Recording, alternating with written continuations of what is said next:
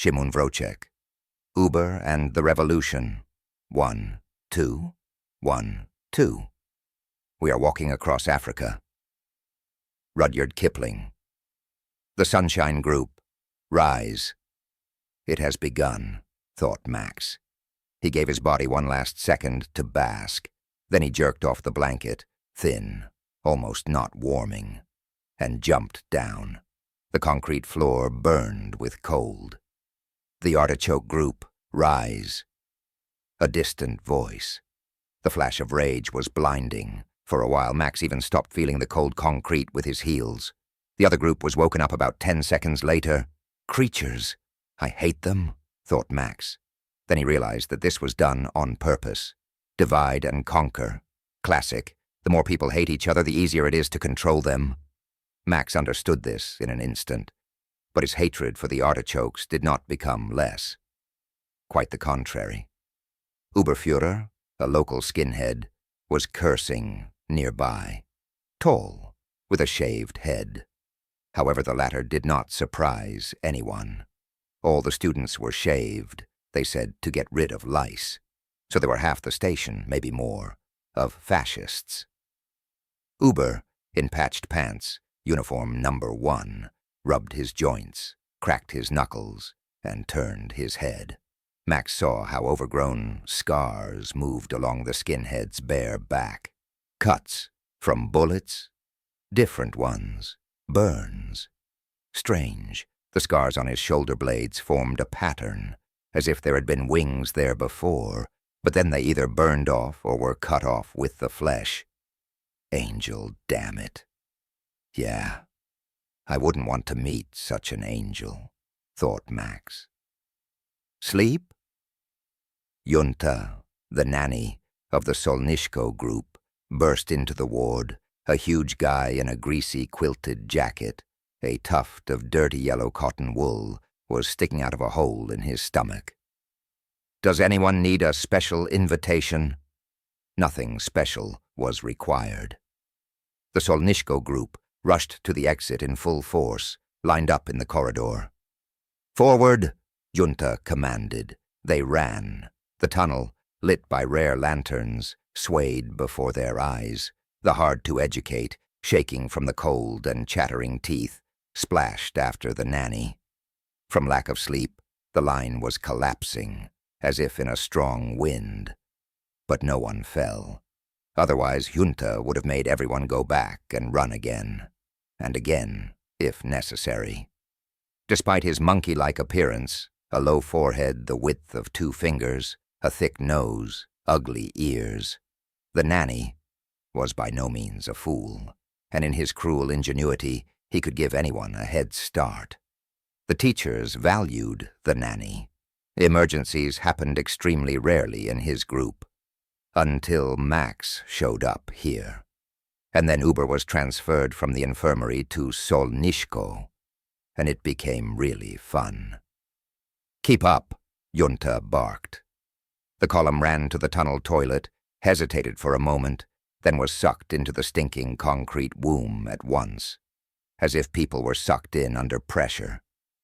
Faster, faster, faster. The stale aroma of urine hit the nose and the furious chemical smell of bleach, clearing the brain to the frontal lobes. The difficult-to-educate lined up at the urinal trough. Some hurried to the stalls. Max peed and was one of the first to get to the sinks. The creak of rusty metal, the spitting faucet, a trickle of murky, lukewarm water. Max carefully washed his hands, face behind his ears, rinsed his mouth, brushed his teeth with his finger. You have to keep yourself clean, otherwise it's all over. You'll rot alive. You'll become like the rotten ones. Max shuddered. Suddenly someone pushed him in the back. Come on, there's a line. Flash, he held back. At another time, in another place, he would have already broken the rusher's nose. But the school of life on Zvezdnaya made a new, positive, damn person out of Max.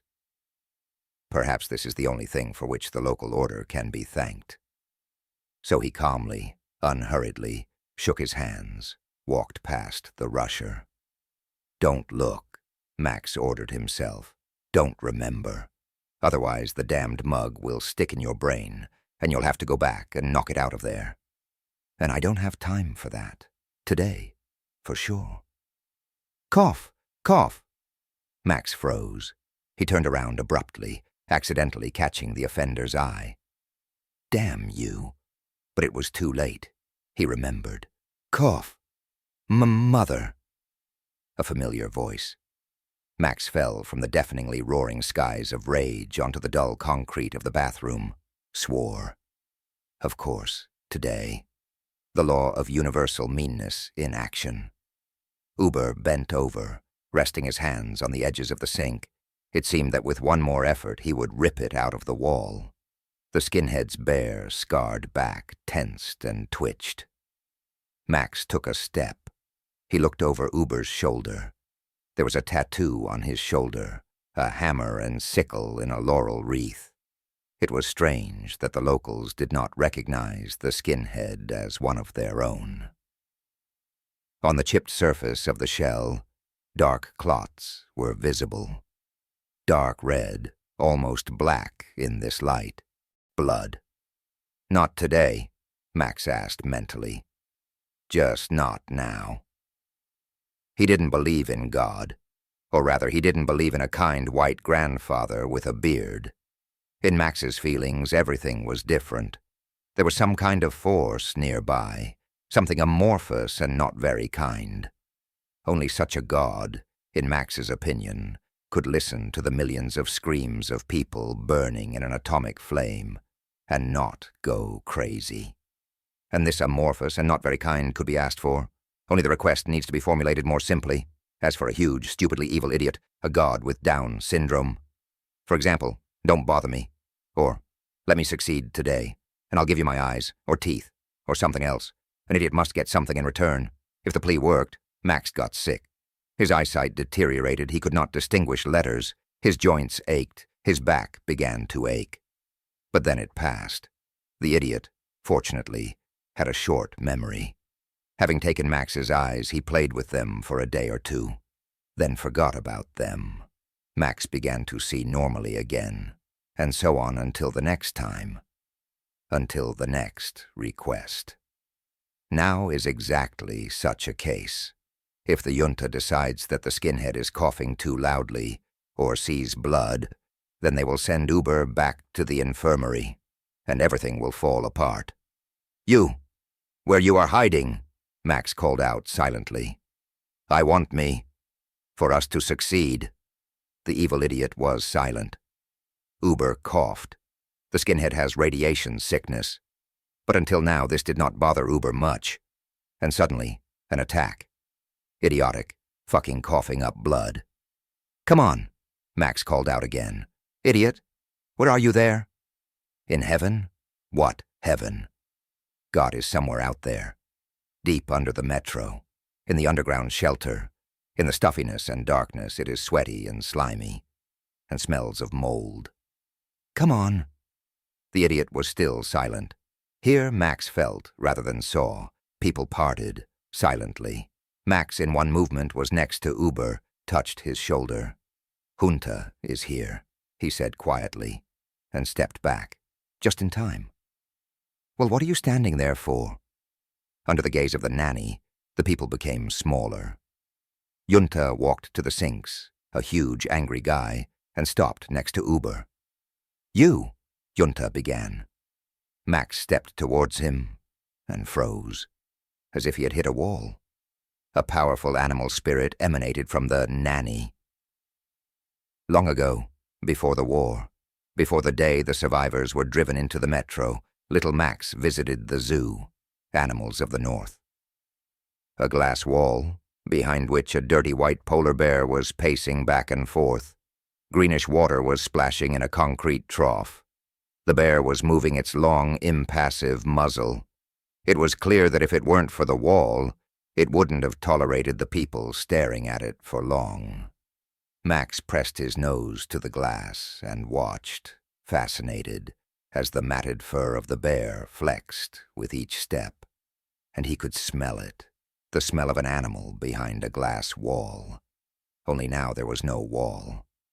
Junta's small eyes, under a low forehead pulled down over his nose like a cap, glittered dangerously. They reflected the dim light of the lamp. "What do you want?" Junta said slowly. His face was indifferent. The most dangerous feature of a nanny. You can never guess what's on his mind. Junta's face didn't change, as if some surgeon had cut the wires that carried signals to the facial muscles. Junta praised him for his efforts and tore out his shoulder joint with the same expression. "I have a question," Max began. "To hell with your question." Junta didn't even blink. He turned to Uber. "You. What do you have there?" Silence. Max braced himself for the worst. Uber straightened up slowly. Max saw his mangled back glistening in the light of the streetlights, small beads of sweat. The skinhead turned around. "Me?" He grinned. "I'm fine. They won't even let me blow my nose in peace." Uber's face was completely ordinary. Max exhaled. The idiot god had finally responded. Junta brought his face closer to the skinhead's. A stupid thought flashed through Max's mind that the nanny would now stick out her rough, bear-like tongue and lick the drops off Uber's nose. What nonsense. "Get out!"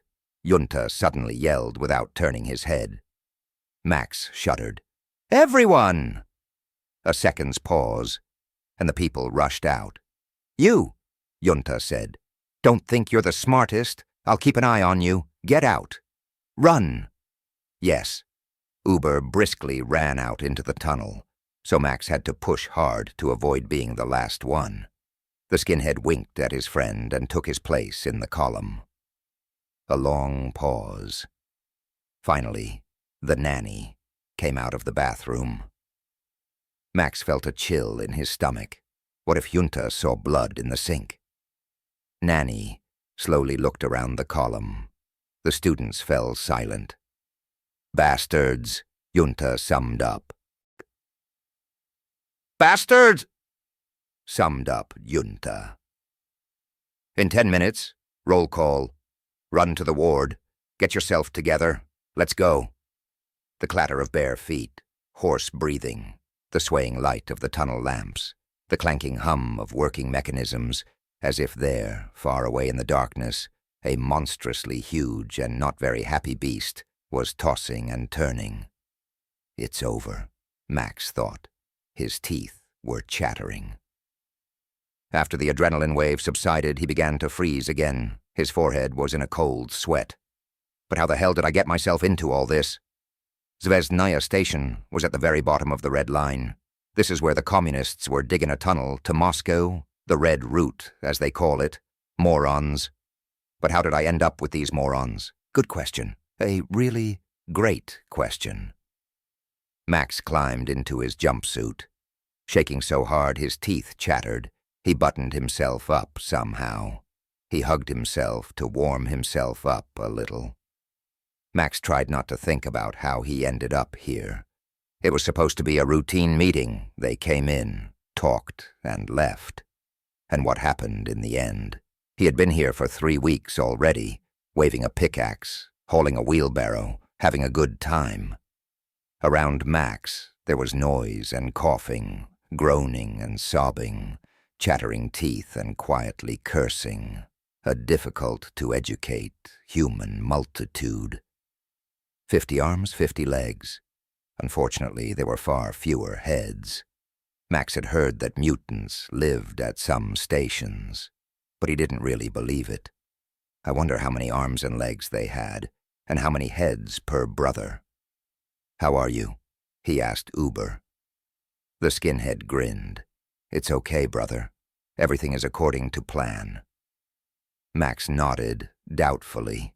At Sanaya, too, everything was going according to plan at first, and then it started spinning. If it weren't for the strange luck that had helped Max out more than once in similar situations, he would have been lying next to the fat man. But first he wanted to take a leak. He just couldn't stand it, and upon returning, he heard strange metallic clicks. The attackers were using homemade silencers made from plastic bottles. Through the crack in the door, Max saw the dead accountant lying in a pool of blood. Max didn't bother to find out what had happened. He ran away. The fat man's surprised face was still looming before his eyes. If it weren't for the slave traders who took him while he was sleeping in the Sanaya Dostoevskaya tunnel, Max would have already been home. Stupid, stupid, stupid, it turned out. But today, may the idiot underground god grant it, everything will change. Maxim, forgive me. Can you help me? The professor's voice brought him out of his reverie. Sorry again for disturbing you. Max turned his head. Professor Lebedev is a hereditary intellectual. He has no IQ. Somehow he managed to survive in the metro, and not even at Technologokeskia, where scientists belong, but at Dostoevskaya, now abandoned. And how come no one killed him before, or sold him into slavery? However, the professor is here now, which means his luck, like Max's, has run out. Of course, Professor. What do you want? Lebedev put his glasses on the bed. The plastic temples are wrapped in blue, blackened with time, electrical tape. One of the lenses was cracked. Hold Sashik, please. He's trying to break free, and I can't fasten his strap. Max nodded. The fair-haired Sashik was actually in his 20s, but after the electric shock and water procedures, they treated disobedience. His mind went crazy, and he got stuck somewhere around the age of 5.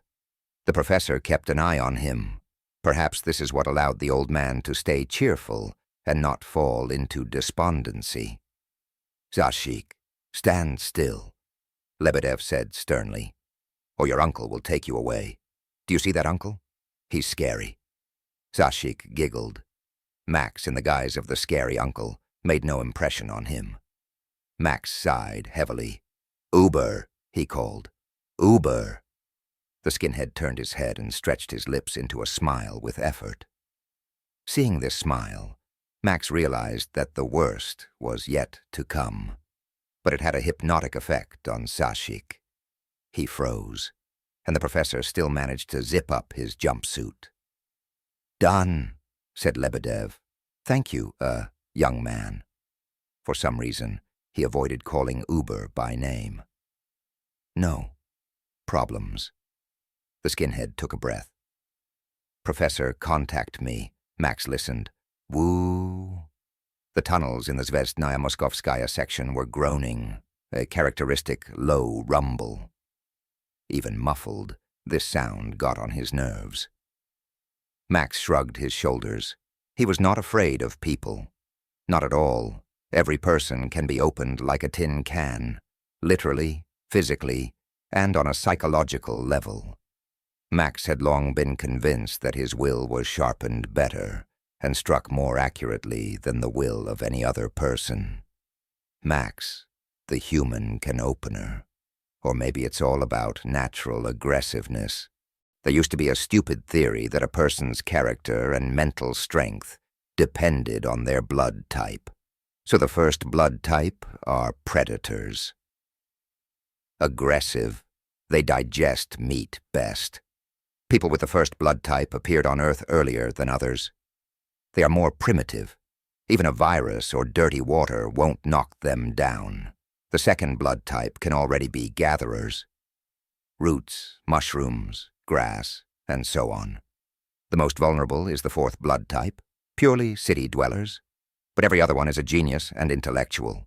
But those with the first blood type can easily control them, due to aggression and self-confidence, especially in conditions when you have to survive on forage.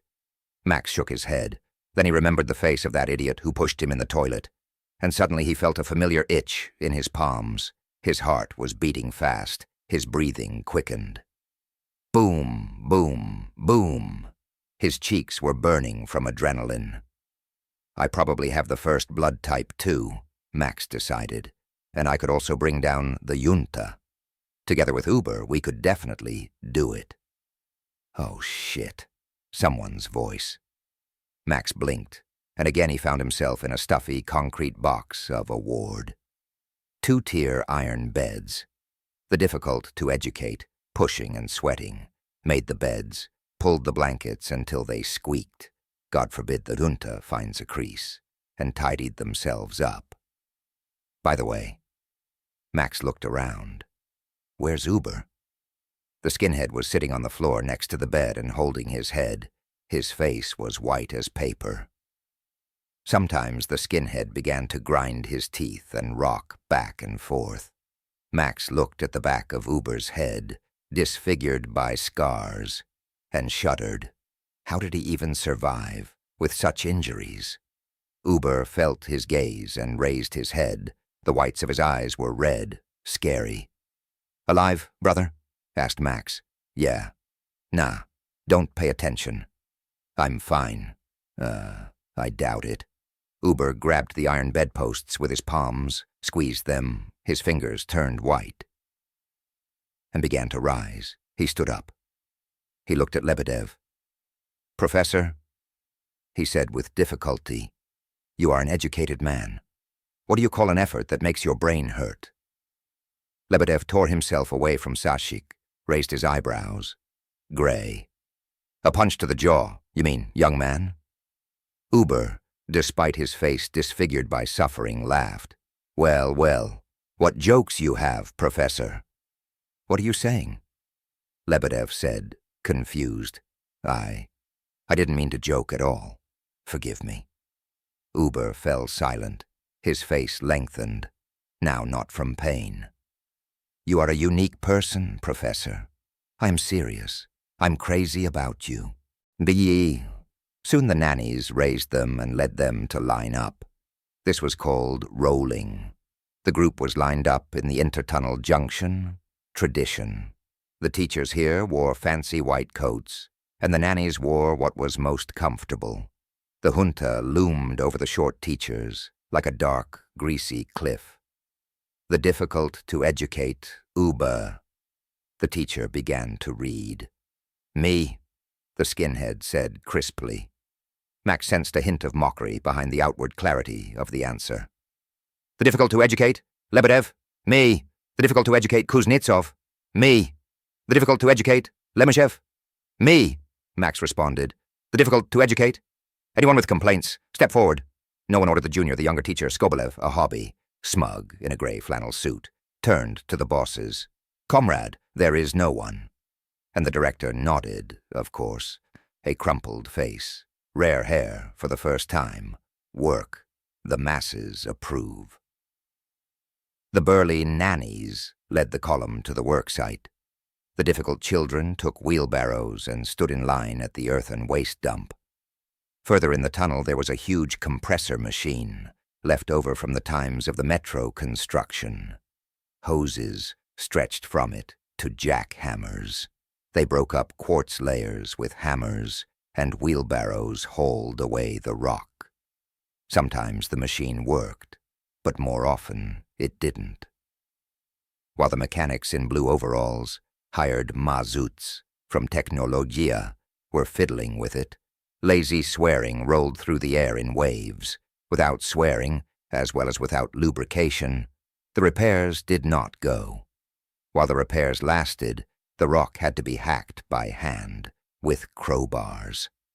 A fun life. It was time. Max took the wheelbarrow, but the flannel-clad educator shook his head. No need. He called him over, casually, almost beckoning with his finger. Max clenched his teeth. "Never mind. We'll meet again." "Difficult to educate, Lemeshev. The director wants to see you," Skoblia said officially. Max grinned. The director's office was located under the station platform, in what had once been a luxurious, by metro standards, service area. Now only traces remained of the former luxury. A poster, "Observe Safety Precautions."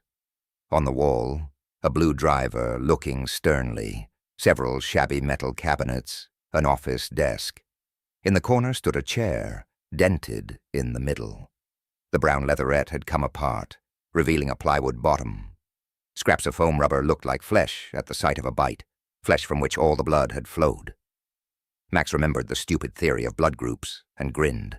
He stirred it with a spoon, but did not dare to take a sip yet. Max had already become unaccustomed to hot things, and here even the metal cup holder was noticeably hot. Steam was rising from the brown surface. "Help yourself," the director suggested. "I'm helping myself," Max said. "I wonder what's going on?" "Why? Why? Okay, let's put it another way." Max narrowed his eyes. "Why today?" The director came closer. Of average height, not very strong in appearance, he nevertheless risked being left alone with a pupil. Brave. Max was known as a person who created difficulties. Several fights, conflicts with other pupils, insolence and stubbornness. A week in solitary confinement did not help to improve his character, but at least his hair grew a little. "I think you are puzzled," said the director. What a nice person, Max thought with irony. Now he will ask if I like my tea. "Is the tea not too hot?" asked the director. I could knock him out, thought Max, take him hostage and get out of here. "What?" he suddenly realized. I said, "Do you like the tea? Not too hot?" Max belatedly took a sip. Not tea, of course, although he still didn't really remember the taste of real tea.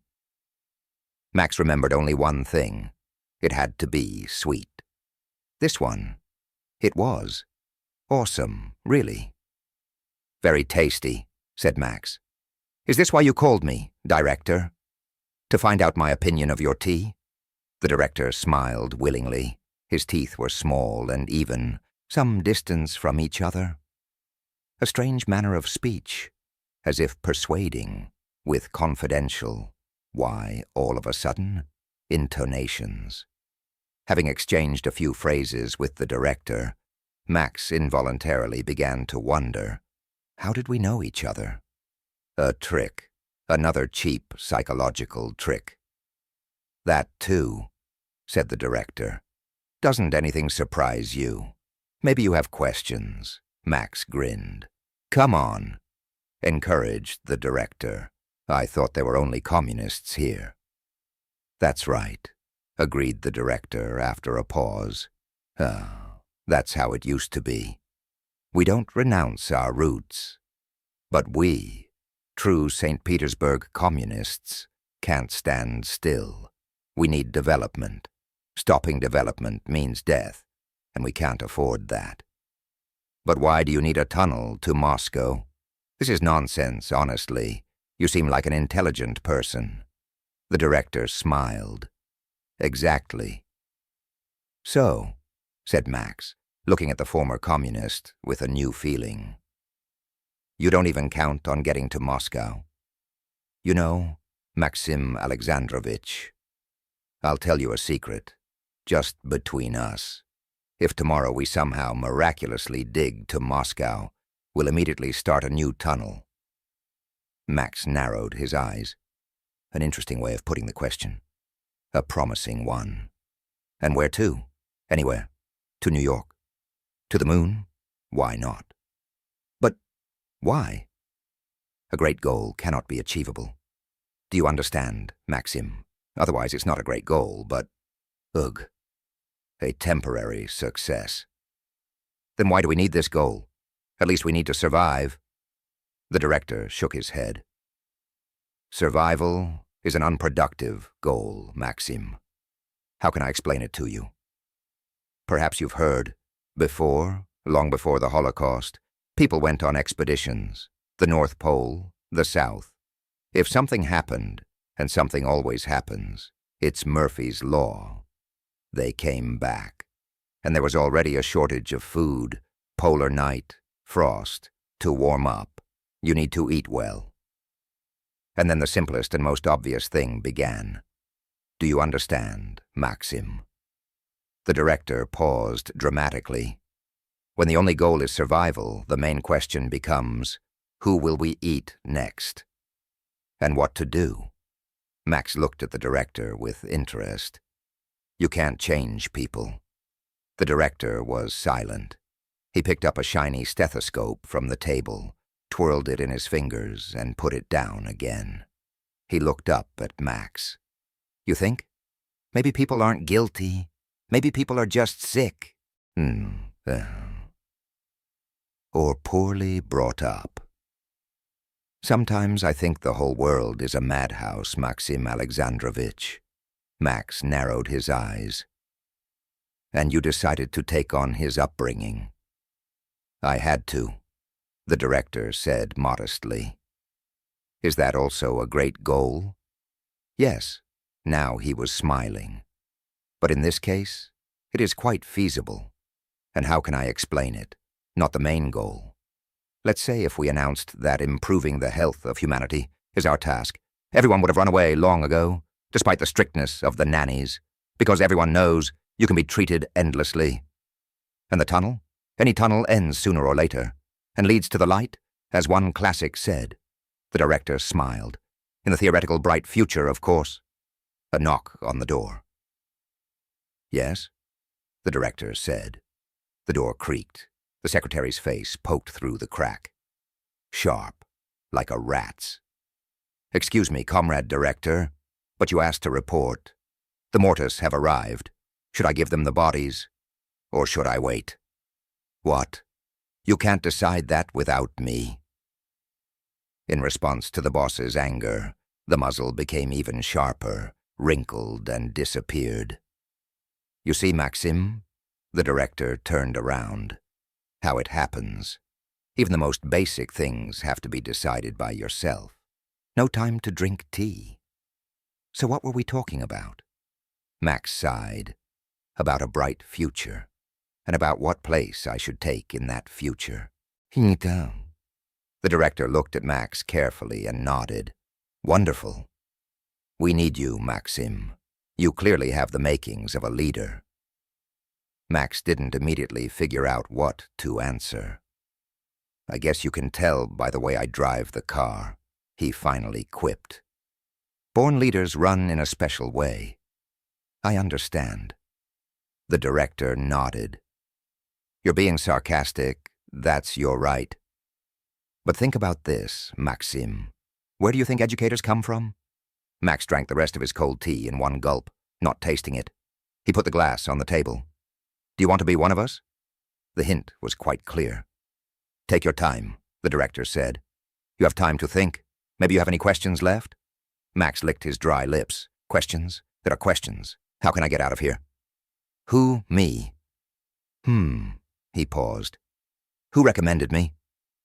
Konstantin Bolotko. Who is this? The director smiled. I think you know him better as Junta.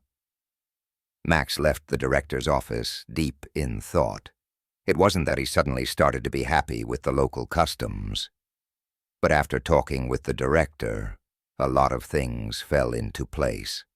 The rules, strange at first glance, came together to form a single system that would be good to study. The pensive Max was caught by the nanny and handed a wheelbarrow, apparently so that he wouldn't waste his mental energy in vain. Max came to his senses only when he was rolling the wheelbarrow back, loaded with mined earth. His palms were buzzing. What's wrong with you, brother? Asked Uber. Max briefly recounted the conversation with the director, omitting the details about the promotion. The skinhead chuckled. The director of a madhouse, he said with some surprise. Yeah, I wouldn't want to lie under such a sign.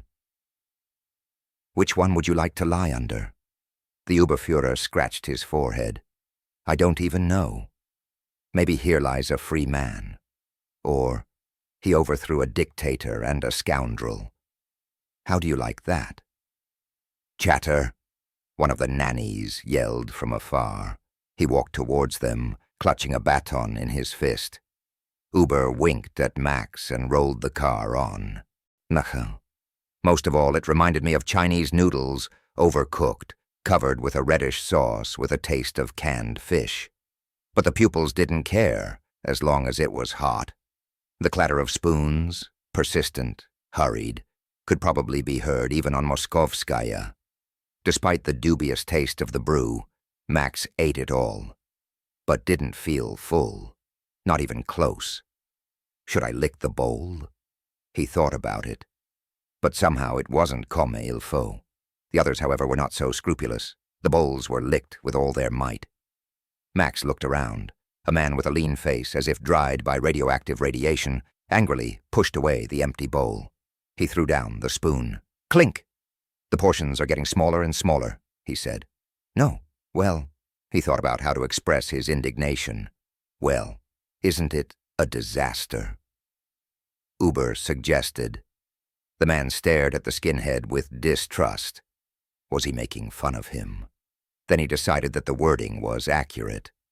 A real disaster.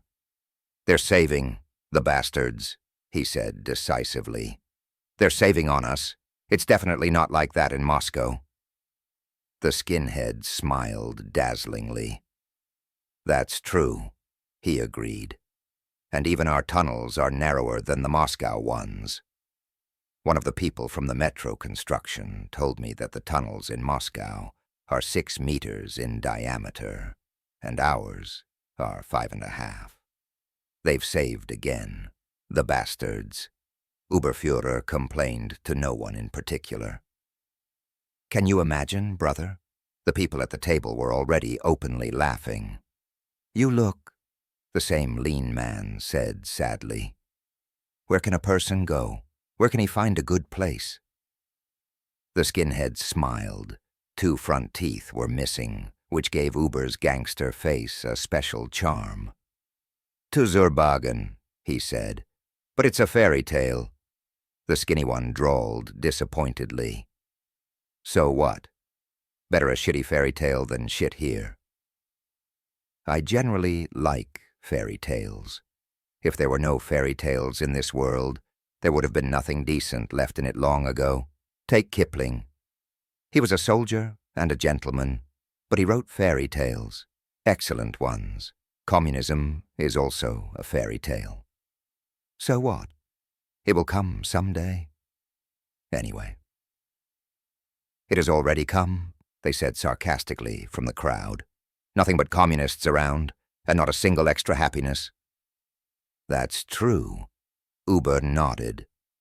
They didn't take that into account. Where is better? The crowd around began to make noise and chatter. The topic of where in the metro is good to live never got boring. Here, everyone could put in their word.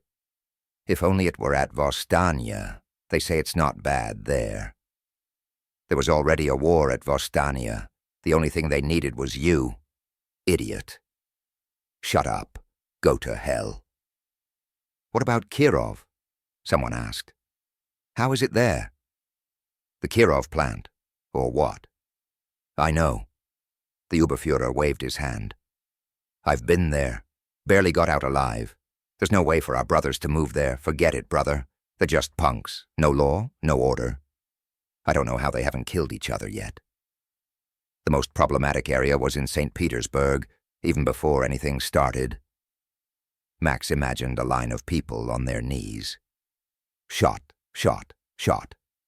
Bang, bang, bang. The Kirovites are falling one after another. The next thug falls face first, although he no longer has a face, a blue tattoo of a bat on his powerful neck. Max sees, the sleeve of a brown leather jacket, a gun in his hand. Bang. Flash. A cartridge case flies slowly, tumbling. It falls on the granite floor, bounces off with a clang. Rolls. They, imagine, didn't even consider us people. Uber continued. We, they shout, are for the friendship of peoples. And let's kill us. Some thief in law is their main one. But I think it's all bullshit. About the in-law. Obviously some kind of scumbag, only smarter.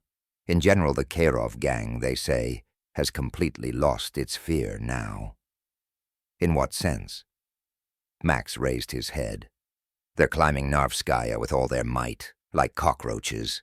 But they have a cool guy there too. They call him Pilot. A real guy, I heard. Although a scumbag, of course. Nay, this night.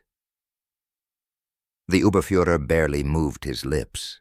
He stopped, pretended that the wheel of the car had hit a pothole. Max nodded. Otherwise we would have been delayed, Uber suggested, turning the handle so that the wheel would come out of the hole. I would have formed a union here, or a fighting cell. Make a coffin, advised Max. He shook his head. For that idiot over there. There stood the flannel guy who was in charge of their education. Skoblia. Uber smiled. The nanny Junta was already walking towards them, apparently having prepared a few kind words. The skinhead pushed the car, using his facial expressions to show the angry big guy. That's it. I'm leaving. I'm working hard. I'm tearing my ass. Excuse me.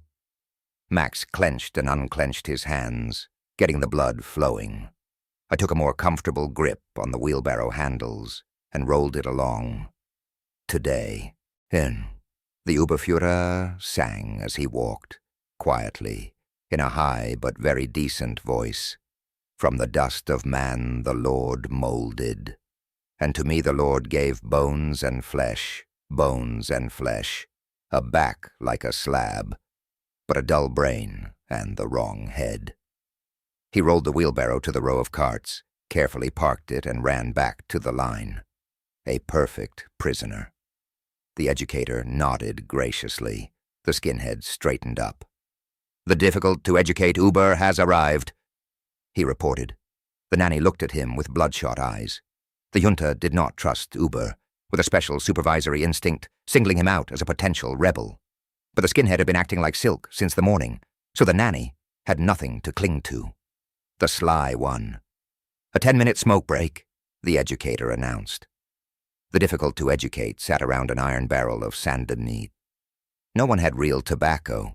Even the nannies smoked some kind of grass that they grew in the distant tunnels, and sold it to the students. The Oberfuhrer was in his element here. That is, he chatted. She used to be Dybenko, Uber explained to the fair-haired boy. His face was exhausted. Do you understand, my difficult-to-educate brother? And now, Merry Village. What? Asked from the crowd of smokers. Blue, prickly smoke floated over their heads. Merry Village, brother. Uber turned and sighed. That was the kind of life. Songs, dances, fireworks. Joy was in full swing.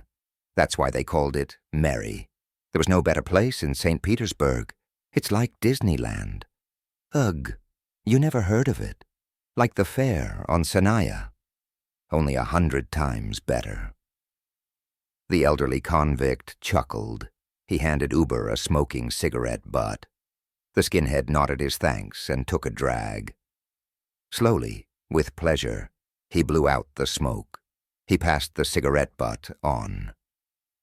Well, you've had enough. 100? One of the young ones drawled incredulously.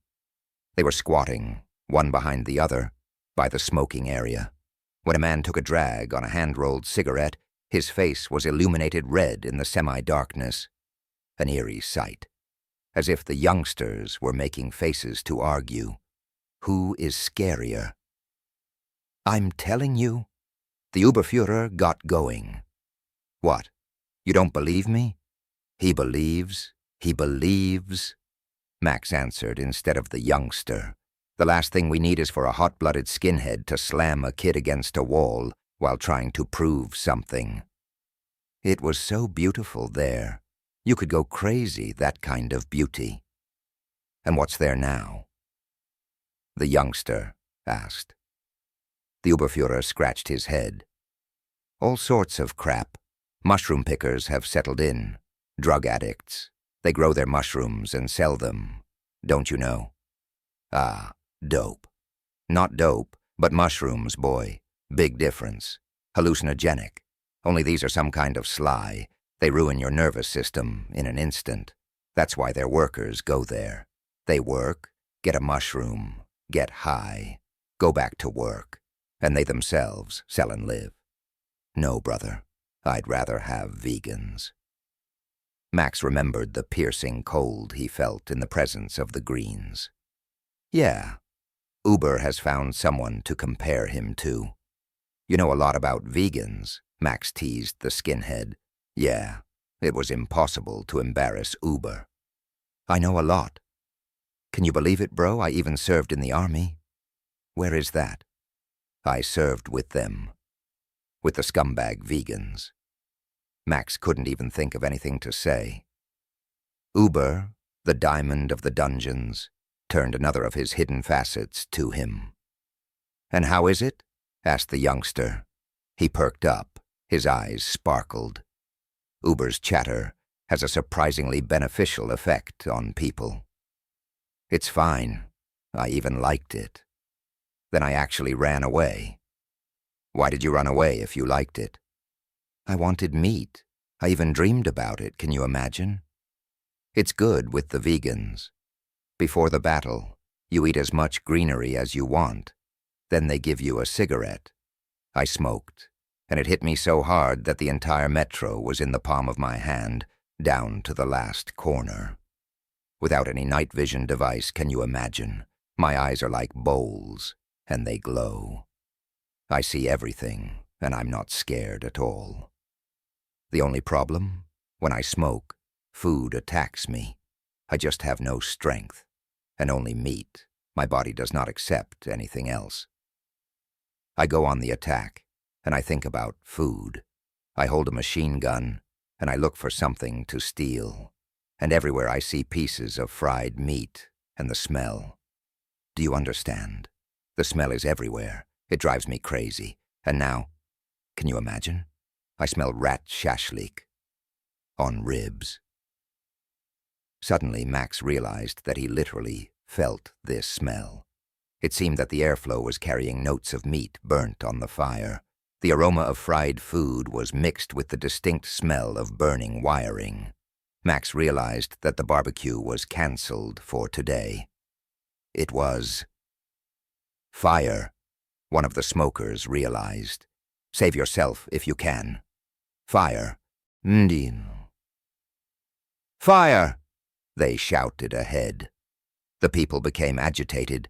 The difficult ones jumped up, raised their heads, trying to see what was there in the tunnel. Max tried too, but with his height it was not easy. There is always someone taller than you, even among... That's the right word. Here, on Zvezdnaya, they were called difficult to educate. In the rest of the metro, they were called more simply. Max grinned. What is there to hide? Slaves? Of course, the locals are far from the vegans, but all the same, it does not change the essence. The vegans have whips and mutilations here, electric shock and water procedures, shackles and deprivation of light. Having spent a week in the punishment cell, Max did not feel any special tenderness for the locals. But admittedly, his hair has grown a little. Fire! They shouted already nearby. The difficult ones began to hum. The only thing scarier than a subway fire is a groundwater breach that can flood an entire station, or take the rift, a monstrous hole in the ground that separates Dostoyevskaya from the rest of the Red Line. Max looked at Uber, who winked.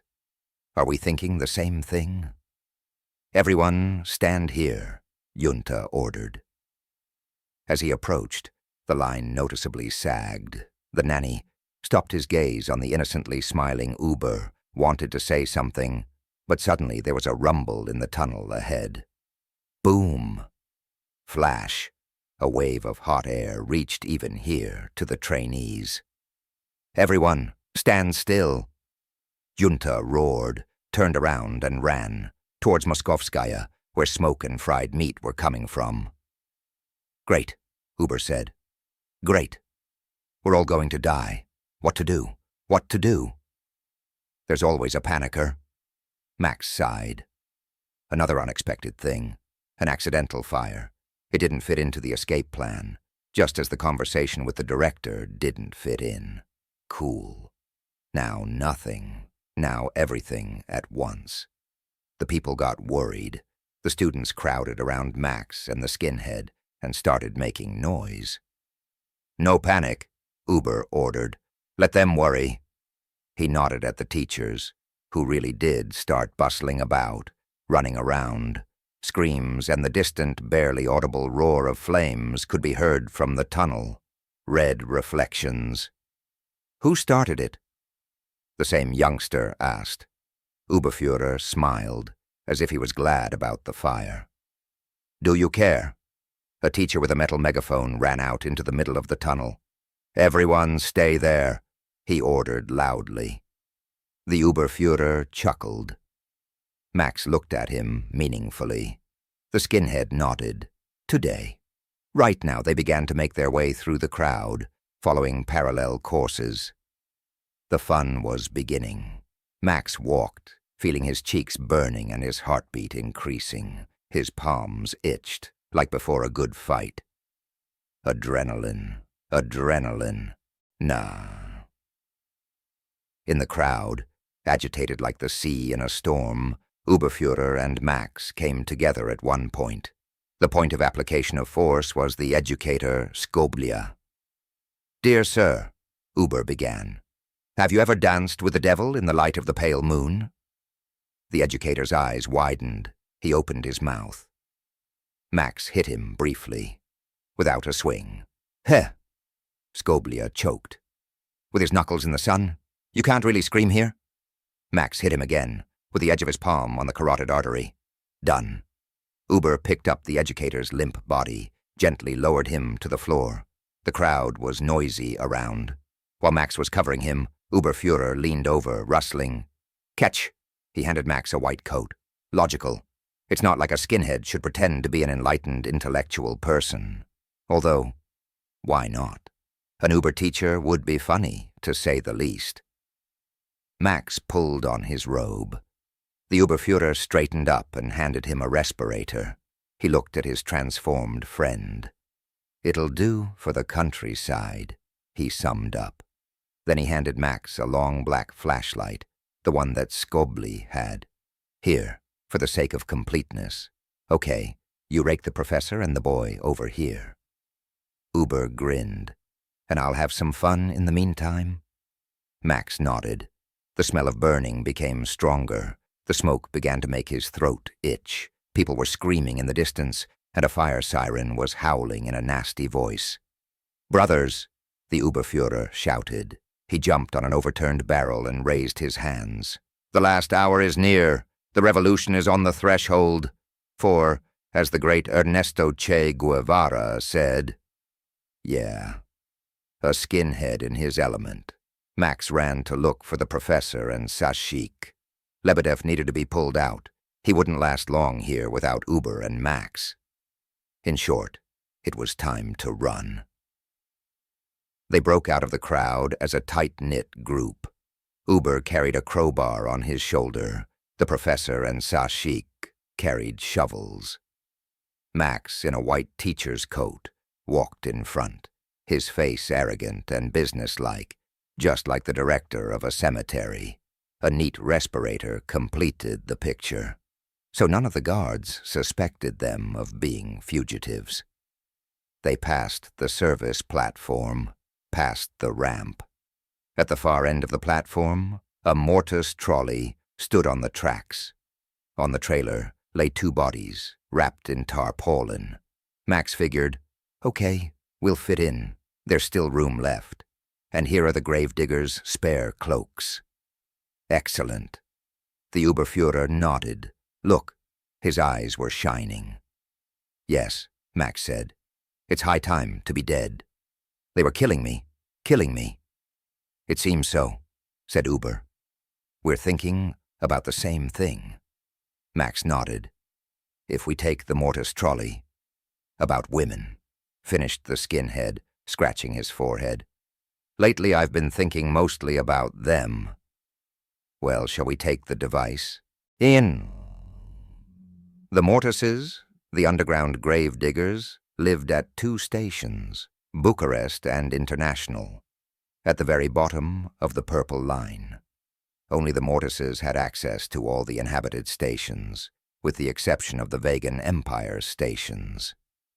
"Faster," said Max. He and Uber put gas masks on Sashika and the professor, wrapped the pair in tarpaulin, and laid them next to the real corpses. "Now get dressed ourselves." Max buttoned up his coat and turned his head, and then he saw. "Uber," Max said quietly. "Don't worry, we'll go now." The skinhead was pulling on his coat. "Damn, why are you so short?" "Uber?" The skinhead turned around abruptly, the smile frozen on his lips. Silence. The Mortises stood in front of the fugitives. Their faces, half covered by respirators, seemed unperturbed.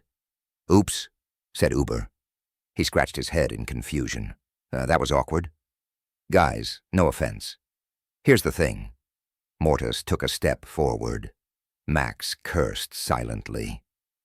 A pistol flashed in the gravedigger's hand, an old, worn Makarov.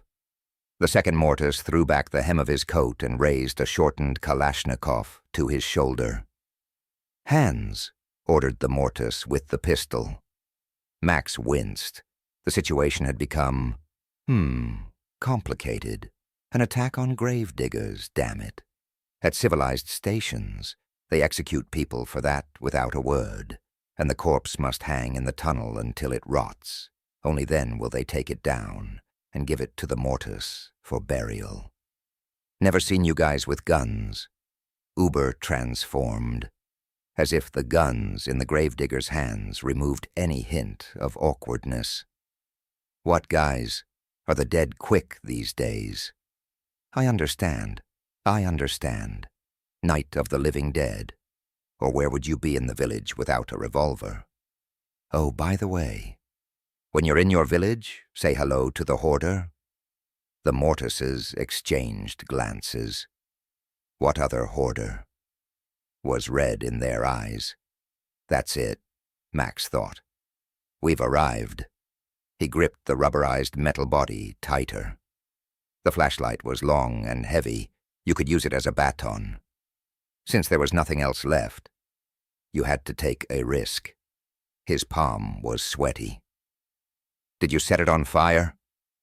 Uber asked. Max didn't understand what he meant. Set it on fire? Why?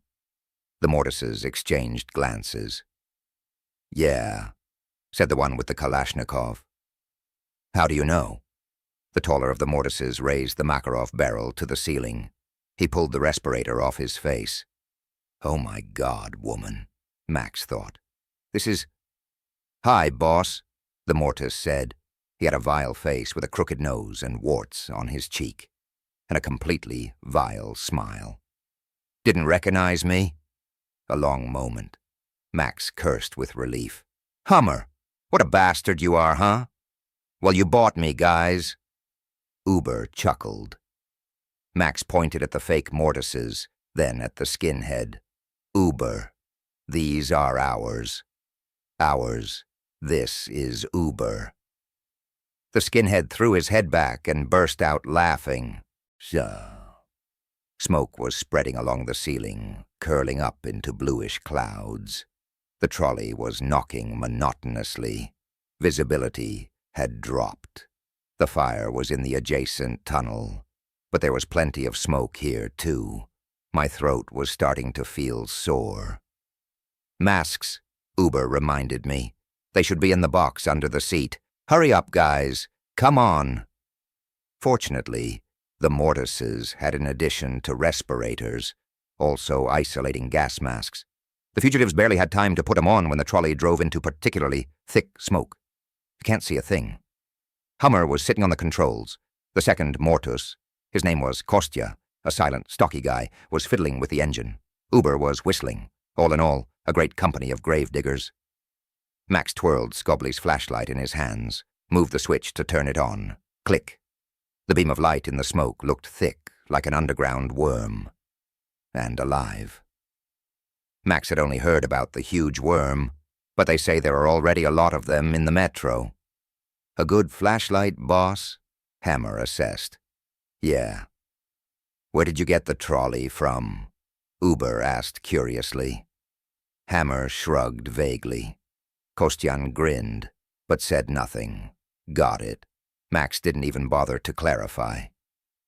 The trolley reached the 200th mark. There was a flashlight burning here, and thickets of dark brown grass hung from thick wires. Max thought he would be careful not to touch it. There was no smoke here, and the gas masks could be removed. They passed the checkpoint. The guard, seeing the trolley, rose from his chair and lazily waved his hand. For some reason, he smiled. His face resembled the face of the guy who had pushed Max in the morning. Damn. Max felt a familiar itch. His chest ached, as if there was a steel spring inside, and it had been squeezing all this time while he was on Zvezdnaya. And now he had to let go of this spring in time before he, Max, was torn to pieces. Max put his palm to his chest and felt the cold metal. The itch became stronger. Max thought that he should have taken the gun from Hammer. Raise the pistol and unload it right into that smiling face. 2 bullets, enough to feel better, so that the emptiness inside would become less empty. "Brother?" Uber called quietly. Yeah. Max came to his senses and waved his hand at the guard. "Everything is fine," he said. The guard looked at him with some doubt. Then he stood there for a while, looking at the trolley, nodded, and turned his back. The trolley drove into an unlit tunnel. "Yeah." Max hesitated. "Don't do this," he told himself. But the next moment he jumped. The ground hit his heels, the rustle of stones. He barely kept his balance, straightened up. Time. He walked quickly to the checkpoint. "Boss? What's wrong?" Hammer asked belatedly. Max did not turn around, continuing to walk. There were 2 guards. One, whom Max had not seen before, was reading an old pornographic magazine. At the sound of footsteps, the guard raised his head. Max took a step and hit him with a flashlight from below, up, in the jaw. Boom! The guard fell backwards along with his chair. The magazine fell on his face. Max saw a girl with huge breasts on the cover. The second guard turned towards the sound. His eyes widened. "I'm not someone to you, understand, freak?" Max said. The guard turned pale, stepped back. His hand reached for his holster. Slowly. Too slow. "How could you be that weak?" Max swung at him. Crunch. Blood sprayed. The guard spun around. Max grabbed the flashlight with both hands like an axe and brought it down on the back of his opponent's head. Knack! He fell, slowly, as if in a dream. Max leaned over the body. The guard was still breathing. What a jerk. Max swung. He hit. Again. And again. Splashes. Enough. Max's shoulder was yanked. He turned his head, about to smash the next idiot's head in. What a rusher again. Max's wrist was grabbed. He roared with rage, jumped to his feet. In front of him was the Uber. They looked at each other for a long moment. "Let's go," the skinhead said quietly. "No time." Max looked back. The guard lay in a pool of blood and groaned. Now he didn't look like his morning attacker. "We have to go," Uber repeated. Max looked at him silently, then looked at his hand holding the flashlight. Blood was dripping from the long black body. The glass was broken. The bulb was blinking. Max unclenched his fingers. The flashlight fell to the ground and began to sway. Its light, uneven and flickering, rested against the guard's black trouser leg. In the swaying light, one could see dark liquid flowing out from under the body. He and Uber ran to the trolley and jumped on. Finally, Hammer jerked the lever. The trolley sped away from Zvezdnaya, to the growing roar of the engine and the screeching of metal. Blue sparks flew up and scattered. Max blinked. The reflections of the sparks continued to flicker wherever he looked. Max closed his eyes. His fingers were shaking. Spark prints flickered even with his eyelids closed. The atheists can wander further, Hammer explained for some reason. I know, Max said. Of course he knew. A gang of robbers and slave traders who called themselves atheists was the reason he ended up on Zvezdnaya. He could have ended up with the Vegans. In fact, pure luck. And a timely prayer to the idiot god, apparently. Faster, Max ordered, opening his eyes. Yes, these living dead. He nodded at the tarpaulin bundles. We can free them. It doesn't matter now. Of course, after he gave them up, now he'll have to leave the trolley. Kostyan jumped onto the trailer, knelt down, and took out a knife. He tried to figure out where to cut. Just don't get the wrong package, Uber said quietly. Kostyan pulled his hand back in fright. Hammer laughed. The skinhead didn't ask about anything. When he handed over the flask of water, Max noticed that the fingers gripping the dented metal had no nails. None at all. Just ugly pink stumps. She's bored at the counter, Uber sang. He closed his eyes and leaned back in his seat. In an apron, with a napkin. Max put the flask to his lips and took a sip.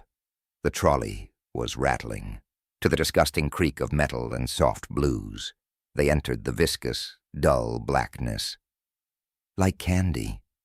What are you doing here, baby? My voice doesn't suit the blues at all. Uber said quietly. It's fine. Hammer scratched his ear and spat. Keep yelling. The beams of the flashlights illuminated the tubes, overgrown with a brown mass like a sponge. In some places there was so much of it that it seemed the ceiling was breathing. I don't like tunnels. Hammer shuddered. They give me goosebumps, and this makes me want to pee all the time. So go and pee, Uber said mockingly. I can't. When I'm nervous, it doesn't work. Half an hour later, they reached the place. Kirk! The trolley stopped. Hammer jumped to the ground and rushed into the darkness. A few moments later, a cheerful murmur was heard, and after some time, a long time, a contented sigh. Cool, Hammer said, returning. Happy for you? Uber chuckled. Why did you stop? So we arrived. Where to? Kostyan silently raised the flashlight and illuminated a rusty metal door with the inscription, Vish 300, Service, Entry Prohibited. Ventilation shaft, number 300, a round number. It was dark inside. Hammer brought a carbide lamp from the trolley and lit it. A flickering yellow light filled the room. It looked abandoned. At some point it had been looted. The walls were stripped. The toolboxes were opened. Devastation. The pipes were covered with a thick layer of rust and dirt built up. The dials with broken glass, dusty. In the corner, gas masks with trunks were piled up, resembling a cemetery of worms whose throats had been cut for some reason. In general, after the Holocaust, every other room was like this. Well, at least there are no rats here. Or are there? Hammer found a hiding place under the rubble and started pulling out the packages. Clothes, gear, a little bit of everything. Flashlights, matches, ropes, knives, spare gas masks. Uber looked at the gas mask, tilted his head, trying to read the markings on the bottom of the filter in this light. He grunted. For some reason, he took the filter and shook it. It clanked inside. He grinned. Let's go on top, he asked. It would be better this way. Max shook his head. Poke around on the surface. Thank God. That's what crazy stalkers are for. Psychos. Then what? Uber scratched his forehead and yawned. By the way, I'm so hungry. I just want to go back for dinner. Hammer, Max said. The fake Mortis nodded. Got the hint, boss. We'll figure it out now. At the sight of thick cans of pre-war stewed meat, Belarusian, judging by the labels, the fugitives perked up. Max swallowed. His stomach rumbled. Beauty and a feast. Hammer stuck a knife into the lid, pressed it. An incredible meaty smell floated through the air. Kostyan gave everyone aluminum spoons. For some time, only the slurping and scraping of spoons on tin could be heard in the VR room. "Tell me the news," asked Max, wielding a spoon. "Otherwise, I've gone completely wild here." "What's new in the world?" Kostya and Hammer exchanged glances. "Haven't you heard, boss?" Hammer scratched his ear. "They recently dispersed a sect of cannibals here." "Who?" "Cannibals. In short, they were taking people out of the metro and eating them there." Max fished a piece of meat out of the can, threw it in his mouth, swallowed it, barely chewing. Even his hands were shaking. He wanted normal food so much. "Why?" Max licked the spoon. "Delicious, delicious, delicious." "Why, what?" "Why did you take them out? You couldn't eat in the metro itself." Hammer thought about it. He shrugged. "Apparently human flesh tastes better in the fresh air." "I don't know, boss. And that's not the point." Anyway, they ate people, didn't bother anyone. But then one tough guy, a real Chelyabinsk resident, decided that there was no point in eating people. A man of principle. Well, he went and dealt with them. Maybe you've heard of his name, boss. "I have." Max nodded. "They say he's a tough guy." And at the same time, this hero type brought us a ton of new problems. Hammer told the tales that the drilling platform had been drifting in the sea, and now it had moored to the shore and established a connection with the metro, and people had come pouring out of the underground to join them, and they said there was a whole island on the surface. Interesting stuff. Now we need to think about what to do with those on the platform. People have flocked to them. Everyone wants to live in warmth and well-fedness. Several of our people have left, too. They just leave. You wake up, and someone else has disappeared. "Here's what I thought, boss. Soon we'll be living on the surface. That's it." "Well, well," Max said. "We'll see. New prospects. A platform with technology. Access to the surface. Yeah. I need to think about it." After a real hearty meal, I felt sleepy. "We're leaving in 20 minutes," Max ordered. "Anyone who wants to rest?" He yawned with a growl. Rest. When the others were busy with their own affairs, Max sat down next to Hammer. He said quietly, "Who's in charge now?" "On Narva?" Hammer paused. I asked a question. Max narrowed his eyes. "Well, Zweig." Max couldn't help himself. He snapped his fingers. After all, hands are a mirror of a person. Look at your hands. You can always see when a person is lying. Lebedev and Kostyan stared at Max in surprise. Even Sashik raised his head. He waved his hand. Nothing, nothing. He was just thinking. "I had to deal with him," he said slowly. Hammer opened his mouth. "Okay, we'll meet again." Hammer's jaws snapped shut. Max patted him on the shoulder. Everything was fine, but now it was clear who benefited from that raid. Poor accountant. He and I got caught in the crossfire. Sleep. Max closed his eyes for a moment, and the next he was being shaken by the shoulder. "Boss, wake up."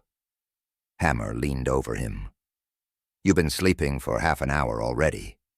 Max stretched painfully and yawned. "Where's Uber? Are you a fascist or something?" Hammer jerked his head toward the airlock door. "He's there." He blurted out that he wanted to check the seal. The seal. In other words, Uber wanted to check if it was possible to get out through the ventilation shaft. Max shook his head. Restless guy. The door creaked. The flashlight beam flashed, sharp, blinding. Uber was back. "Nonsense. The ladder is rotten, hanging by its snot. But we can try. It's not that high here, about 30 meters, maybe a little more. In short, if you fall, it won't be a big pancake. It won't splatter much." Hammer laughed. "So let's go as planned." Max straightened up. "Did you bring weapons?" The Mortises exchanged glances. "You're being offensive," Hammer said, and suddenly hesitated. "Boss?" "What?" "It's like, well, you know, I think you had a birthday recently." "Yeah, just when he was sitting in the punishment cell. It was a great birthday all by himself." Max looked at both Mortises and sighed. "Come on, spill the beans." "We have a present for you, boss," Kostyan said. "Yeah," Hammer agreed. "Check out what we have." "Kostyan, come on." He nodded. He took another package out of the hiding place, unfolded it, and pulled out a jacket, made of brown, worn leather, with cuffs, with a patch in the form of wings on the chest. Damn, Max thought. The flight jacket hugged his shoulders, familiar and warm, like an old reliable friend, a friend who would never betray. Max slowly zipped up, straightened up. "Great. You look good, boss." "A weapon?" Kostyan handed him a pistol, a 9mm Rook, with a 16-round magazine, a good thing, although a bit heavy. Max pulled back the bolt, made sure there was a round in the barrel. He put the gun on safety and tucked it behind his belt. Now, everything is great. "Good job." The bastards stood there and smiled. "Well, how is it, boss?" "Just right." Max nodded. "Thanks, guys." Well done," the skinhead's voice. Uber approached Max, almost a head taller than him. Max waited for him to continue. Uber looked at him for a while, as if he was seeing him for the first time. "So you really are a cool dude?" the skinhead finally asked.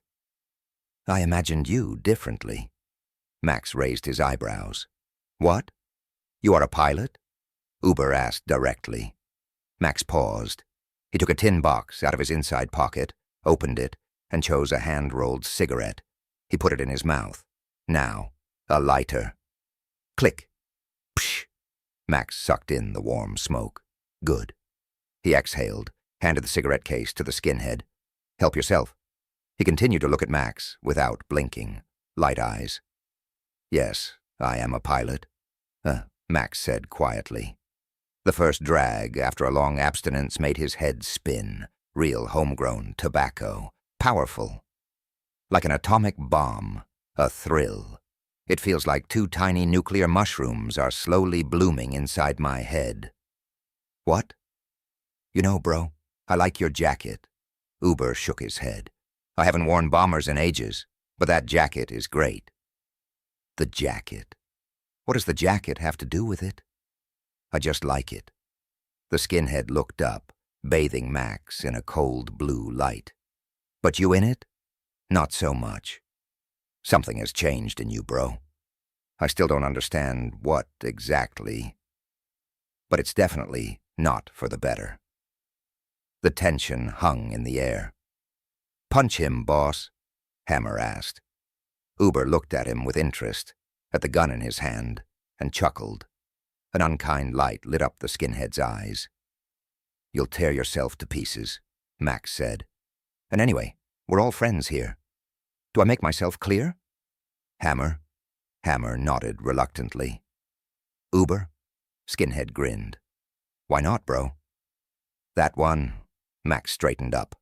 "Time to get out of here." "Me." The trolley had to be abandoned. Any patrol would recognize it as a Mortis trolley, and that would be tantamount to a death sentence. They went on foot. The beams of the flashlights wavered, snatching a piece of rail, rusty brackets, or scraps of wires overgrown with moss from the darkness. Sometimes Max thought he saw something flickering there, in the depths of the tunnel. But it was an optical illusion. The sounds of footsteps seemed unusually loud, the rustle of stones underfoot. Professor Lebedev's grunt, Sashik's concentrated snorting, Hummer's whistling breath. It's interesting that Max didn't hear Uber at all. The skinhead moved absolutely silently. Although he was both the tallest and the sickest, Max was touched on the shoulder. He shuddered. "There's something there," Uber said quietly. "Where?" "Ahead. Some kind of crap, bro. Even if there was some kind of crap there, Max didn't see or hear it." "You know?" "Not really. I feel it." Max almost cursed. He feels it. Well, God protects those who protect themselves, even if that God is an idiot. "Hammer, check." "Hey there." Hammer took a step forward, raising his pistol. "What do you want?" Silence. The darkness was silent. Max waved his hand. "We can go further." As it happened here. Flash. The roar of a shot. The bullet whined over their heads, went somewhere into the distance along the tunnel. Sparks. The half-blinded fugitives threw themselves to the ground, lay down between the rails, trying to become smaller. Hammer fired back, at random. There was a ringing in his ears. "Turn off the lights," Max ordered in a whisper. "Viru." One flashlight went out. The second one continued to shine. A bullet clicked next to it, scattering fragments. Max involuntarily flinched. His cheek was scratched. Shot. Another bullet clicked next to it, flew away with a screech. The flashlight was lying 1/2 meter from Max, but to reach out and turn it off. No, better another time. He crawled back. "They surrounded us," Hammer whispered in his ear. "Bastards, bastards. I won't be taken alive." Max winced and shrugged. "Stop being hysterical, Hammer. If they wanted to shoot us, they would have already done it." Hammer fell silent. "What are they doing?" he said with resentment in his voice. Max couldn't even find what to say. Really, what are they doing? They're still shooting. "Quiet," Max ordered in a whisper. "Shut up." They lay in complete darkness on the rails and waited. Silence. Max could smell the damp smell of the tunnel, hear the breathing of his comrades. In the ringing, echoing darkness, it seemed monstrously loud. There were no more shots. "Back," he ordered in a whisper. "Crawl away! Ziegel! Ziegel! Liu! Liu! On my command! Fire and leave! 1, 2, 3, fire!" Max fired, rolled to the left. Again. A Hummer fired nearby. "That's enough. We'll retreat now." "Hey, you idiots!" A muffled voice was heard. "I know you're in there. Surrender." The fugitives exchanged glances. "And if we don't want to?" Uber shouted back. A puzzled silence. "Then go to send a parliamentarian here." They finally solved a difficult problem there. "We'll talk. If you're not lying. If you're not lying." What idiocy. "We're crawling away, Max whispered. Slowly and beautifully. They returned to Vish 300 in a depressed state. They were exhausted. No one was talking. The light of the carbide lamp no longer seemed cozy. It seemed hunted, dirty, and painful. They were pinned down. The exit to Moskovskaya was blocked. It was impossible to go back to Zvezdnaya. Walking on the surface, the stairs had rotted, and there simply weren't enough weapons. Even Uber had nothing to give, and going unarmed to the surface was pure madness. There, even stalkers armed to the teeth were sometimes eaten, along with their armor and ammunition. And the bullets probably crunched so funny on the teeth, like brass. Max quickly stood up and paced the room. He froze, feeling like a caged animal. Pilot, so what? Leader of Narva. What should I do? What should I do? What, you idiot, should I do now? God, idiot, help me. Max closed his eyes and called silently. Help me, help us, help me. Of course. Uber woke up. How come I didn't realize it right away? Listen, bro, here's the thing. I saw it on an old map. Oh, damn. I'll have to remember. Anyway, there aren't actually 2 tunnels from Zvezda to Moskovskaya. There's one more. What? Uber jumped to his feet. Definitely. There's actually a 3rd tunnel here. Abandoned. Before the disaster, it was considered a dead end because the rails were dismantled about halfway there. Now, I think, few people use it. Here they mostly travel by hand car. In short, we need to go back towards Zvezdnaya and then turn off. There should be a connection somewhere, I'm sure. He's sure of it. Max wanted to grumble, but suddenly realized that this was an option. Exactly.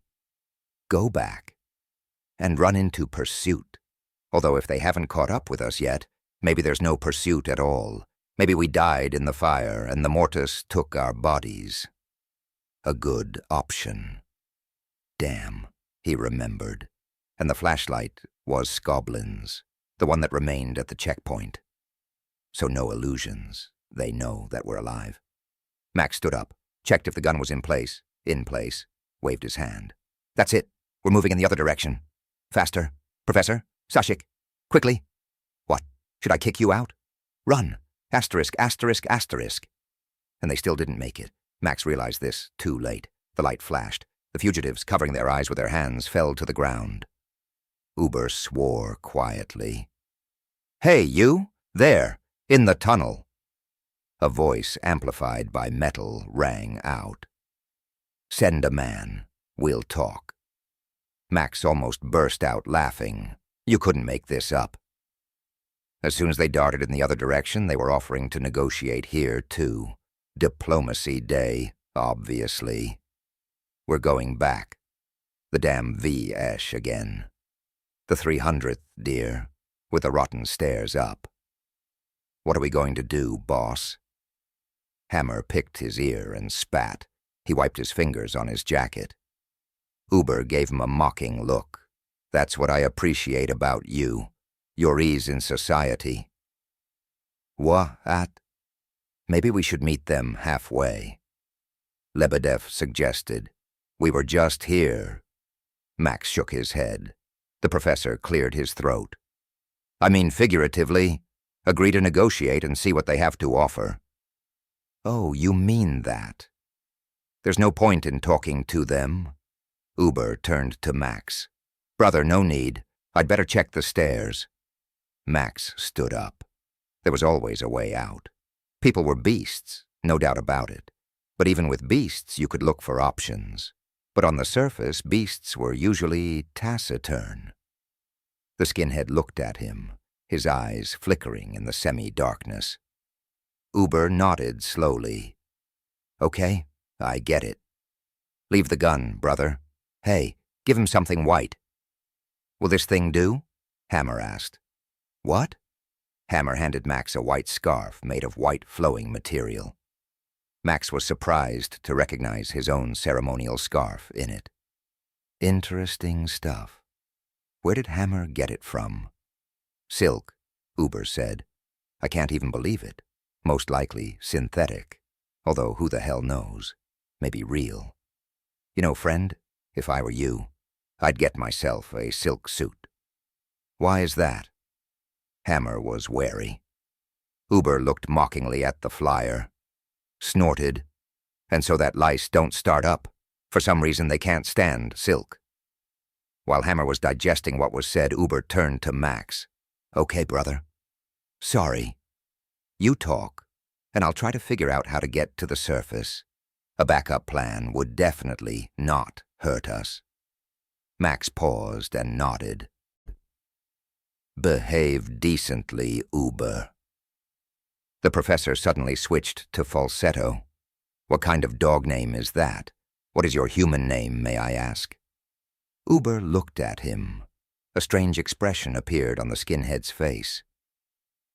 You're still a fool, Professor, even if you're smart. You don't understand shit about people. And you. You. The professor didn't even immediately find what to say. You're a fascist. A pause. The skinhead laughed. The sound echoed through the tunnel. Uber immediately covered his mouth with his hand, but he couldn't stop. He sat and twitched, as if in a fit. You shouldn't have done that, Eroff, Uber said, wiping away his tears. However, I'm not in the mood to explain the difference between a red skin like me and Nazi skins. Although no, now I'm tired and reserved. Yes, but before that there were some unfortunate incidents with those who called me a fascist. Well, anything else you want to say, Prof? The professor was silent. Szymun started howling again, looking at Uber. He spat and walked away. I wonder how the boss is. Hammer scratched his head, his dirty hair glistening in the semi-darkness. Uber sighed. Yes, I'm interested too. Max's steps had long since faded into the distance. The rook pistol, laid out by Max, remained on the control panel. The cold gleam of metal. Uber looked at the pistol, touched his forehead for some reason, and started whistling. Max lowered his white scarf, a sign of truce. They stopped shining the flashlight in his face. Max closed his eyes and blinked. His eyes were watering. They searched him and led him to a dark figure. A short man stepped forward and extended his hand. Glad to see you again, Maxim Alexandrovich, the man said. Max recognized him more by his voice. Director? What to do? The director laughed. Guilty. You have to decide everything yourself. The pain in his eyes gradually went away. Max saw several familiar faces in the entourage of the ruler of the star, mostly educators and guards.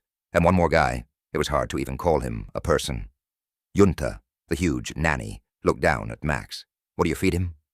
Max asked. Junta chuckled. I eat it myself. Different idiots. Like you. Yeah, I figured that. And I even know where you're starting from.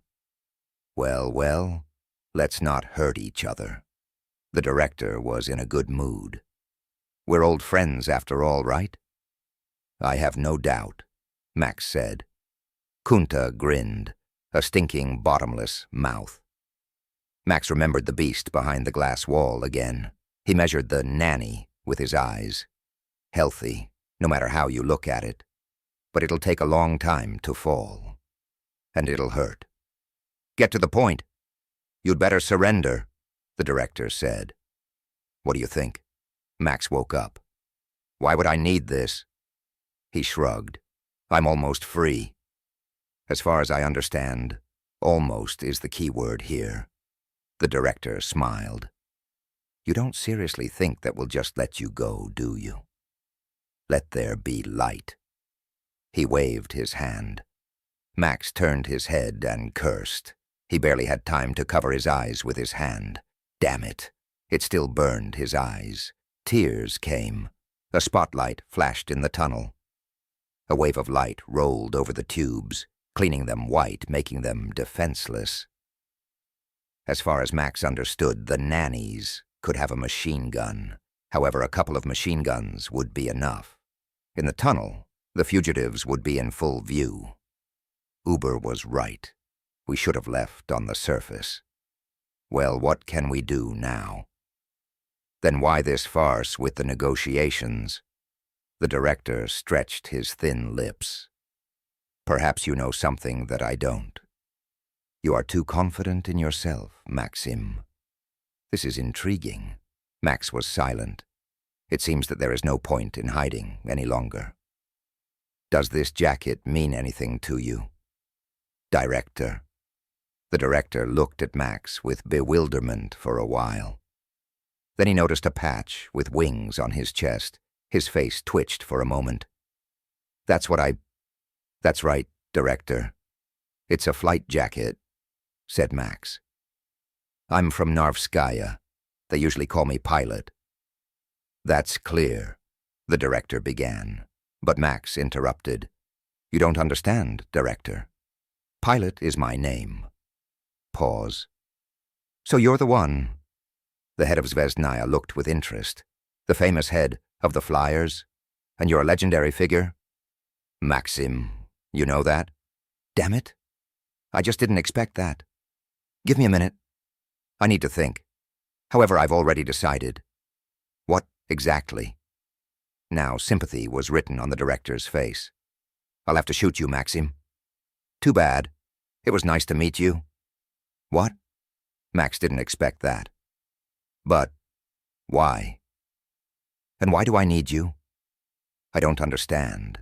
The director's thin lips curved into a smile. If I take you back, I'll only get another student, who, moreover, will undermine discipline in every possible way.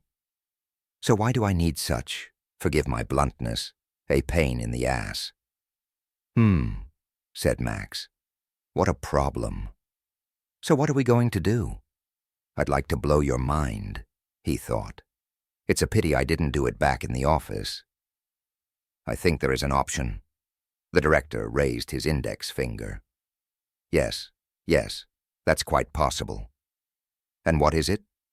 Help you. Max decided that he had misheard. Even so, that's the best thing. By killing you, I only get a corpse. And by helping you, I enter into diplomatic relations with the head of an entire station. That changed things, even more than it changed. There's a different head on Narva now, Max reminded. Temporary. Everything is temporary. The director shook his head. I believe in you, Mr. Pilot. He looked up, his sparse hair falling on his bulging forehead. That's why I offer help and support on behalf of Zvezdnaya. I'm completely serious. When you seize power... Sorry. The director corrected himself. When you restore justice and democracy to Narvskaya, you will have one more friend, and I hope I will too. What do you say? Give you time to think? Pause. That's possible, Max said slowly. What are your conditions? We'll discuss that later. As for the others, the director paused, ran his finger along his upper lip. Are they... How can I put this delicately? Are they alive? Max tilted his head to the side. What? The director wasn't embarrassed. Yeah. You see, just don't be offended, Mr. Pilot. I heard you like to kill people. Max clenched his teeth. None of your damn business, he thought irritably. The captured Kirovites appeared before his eyes again. You put the gun to the back of their heads, pulled the trigger. Bang, bang. A splatter of blood, slowly falling bodies, a rolling shell. Bang. Max straightened up. If they deserved it. Of course. Wrinkles gathered around the director's eyes. But haven't you thought that they could be punished? Differently? Do we understand each other? Max shifted from foot to foot. Then he realized, of course, the captured Kirovites. Do you need workers? I definitely don't need corpses. The director smiled. Corpses are usually poorly dug up. Is that what we agreed on? Max raised his head and looked where the merciless light of the spotlight was coming from. And at any moment a burst of fire could strike.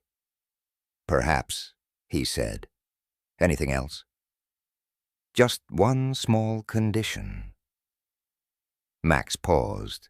It seemed like a pact with the devil was about to be made.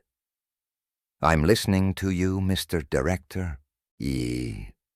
Laughter without reason is a sign of a fool. Good grass, said Hammer. He laughed shallowly and shrilly. A booming echo answered from the depths of the higher school. Max shook his head.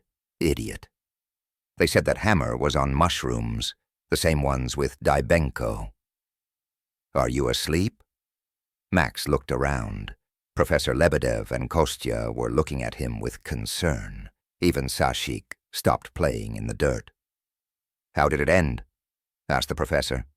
Max involuntarily shuddered, although he was prepared for this question. Everything is fine, he said. They are letting us leave. The professor blossomed before our eyes. He believed. Max felt sick. People believe because they want to believe, and the only person who can crack him... By the way, Where's Uber? Your friend got sick, Lebedev explained. Radiation, Max realized. Another attack? Yeah. Excellent. He forced himself to smile. That's even better. The professor blinked. Oh, excellent? He even stood up. What does that mean? Max didn't answer. At first it seemed to him that the gun wasn't there, but it was. Excellent. Max slowly raised the rook. The gun seemed heavy like a lead plate. He turned and pointed the gun at Lebedev. I'm very sorry, Professor. Raise your hands, please. The professor blinked. Maxime? Are you kidding? Raise your hands, I said. A wave of rage washed over Max. The professor and Sashik were taken warm. However, what resistance is there? Max winced. An old man and a cripple.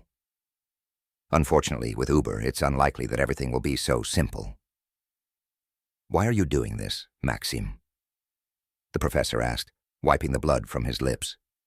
Max shrugged. What difference does it make to you? I thought you were a good person. You are wrong, Max said harshly. You don't understand anything about people. Hammer, take care of them, please. The prisoners were swaddled and thrown on the floor like sacks of rock. Max felt a belated anger and hatred for himself, for the director, for what he had to do. A flash. He pulled himself together. Hold on, you damned bastard. Not everything is done yet. Max turned his head. Sashik was looking at him. The fool. Fear frozen in his round, meaningless eyes. Caught off guard, Max smiled awkwardly. Sashik suddenly howled, loudly and disgustingly, as only he could. Hammer immediately hit the fool on the back of the head, once. The howling stopped. Are we going to give the moron back too? Hammer scratched his ear with the barrel of the Makarov. What?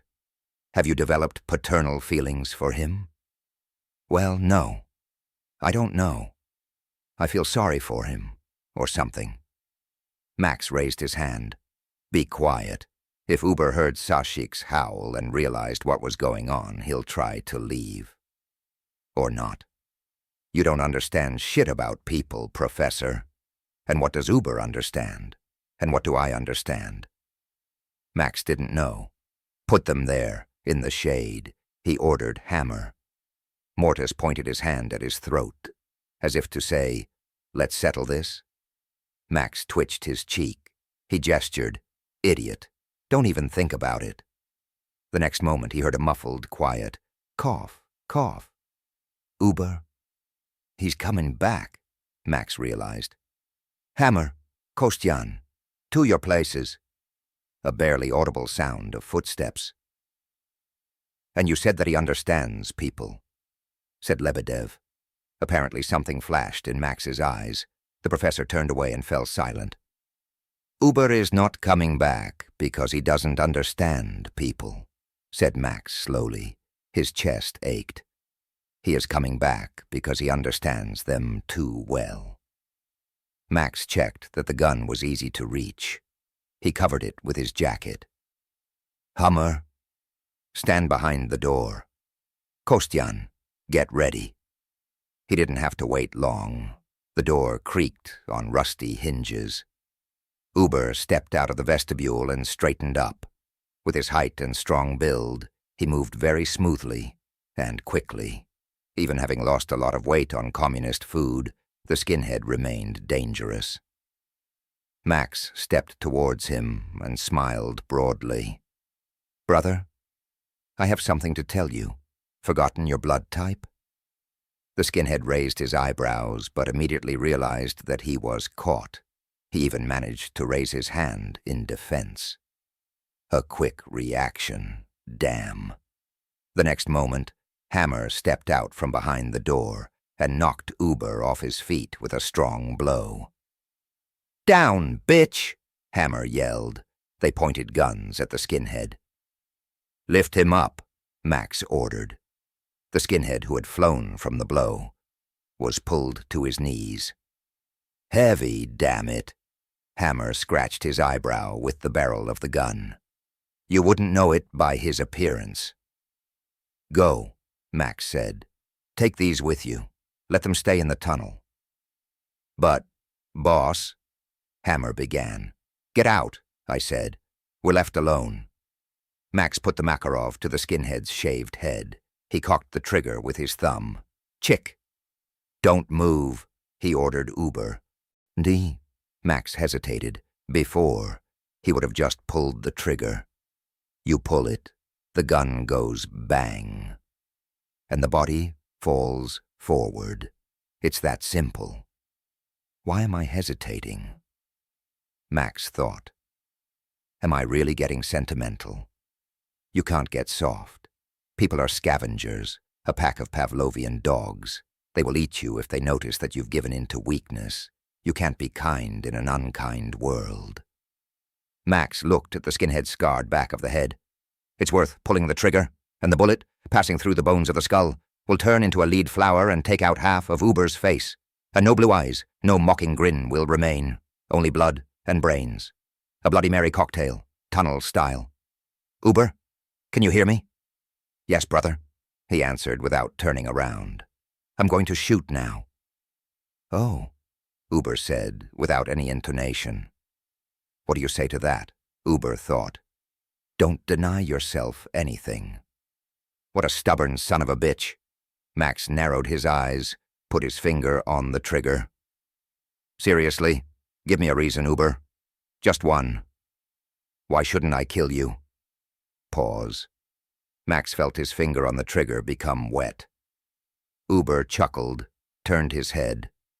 Very simple. While you were gone, I took the bullets out of the gun. There are moments in everyone's life when they want to drop everything and scream, screw you. Now's the time. Screw you, Max thought. The metal under his fingers is angular and cold.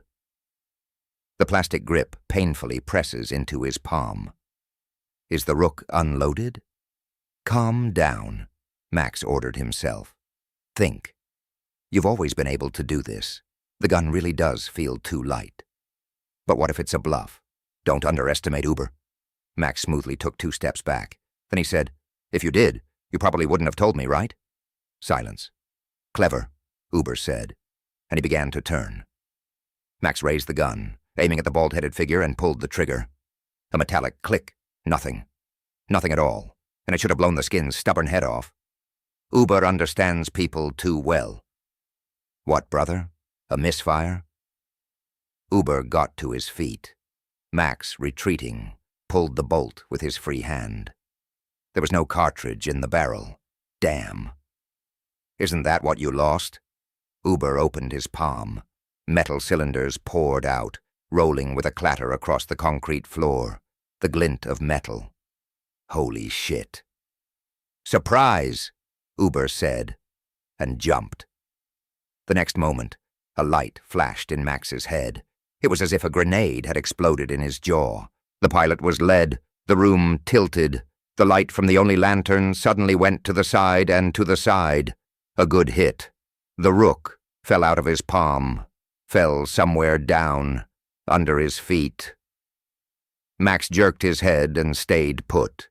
It was generally difficult to knock him out, even for such an experienced fighter as Uber.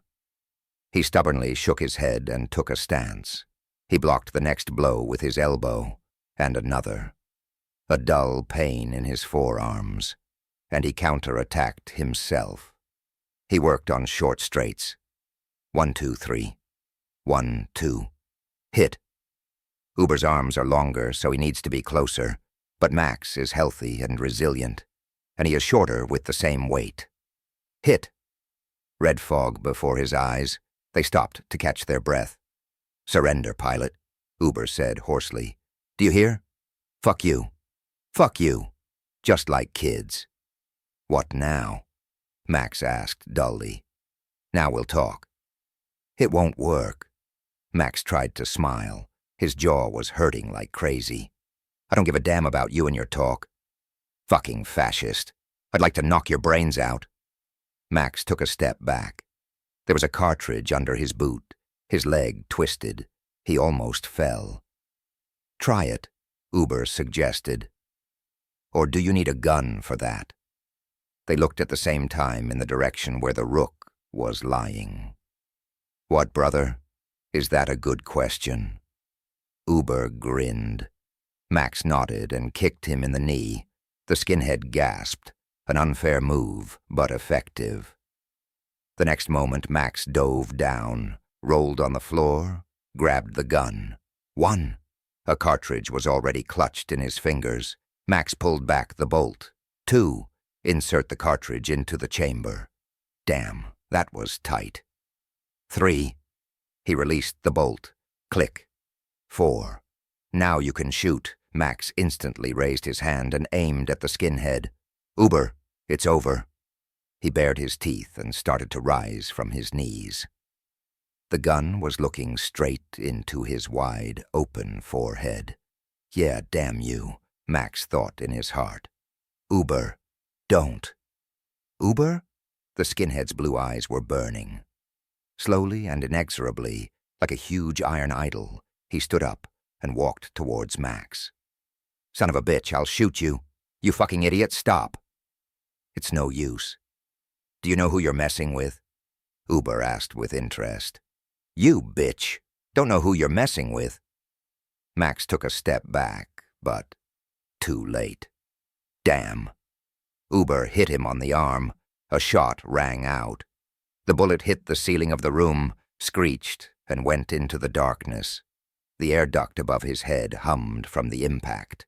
The flash made everything around flicker. There was a ringing in his ears. "You're messing with skinheads. Got it." The gun flew out. Clink. Max hit with his right, aiming for Uber's jaw, but ran into a hard block. Max's arm was jerked forward. He lost his balance. The next moment, Uber took him in a chokehold. Damn it! Max lunged. His vision darkened. The flickering world around him quickly moved away and began to fall to the side. Max hit Uber's hands. Once, twice, no use. Not hands, iron ropes. Pain. Air. Air. Air. A dark abyss. The next moment, he suddenly realized that the grip on his throat had weakened. What the... air? Max inhaled convulsively, coughed, and again grabbed his throat, this time by himself. The pain was like swallowing hot metal. The blackness before his eyes pulsated. Why did he let me go? Max thought. He couldn't see clearly yet. The Oberfuhrer grabbed his head and screamed. Thank God, the idiot, Max thought. Just in time. At that moment, Hammer and Kostian, who had finally woken up, burst through the door. Uber screamed again, hoarsely, tearfully. He grabbed his head. The veins stood out terribly on his temples and throat. He began to cough painfully. Freak. Max straightened up. He licked his lips. They resembled bags swollen with blood.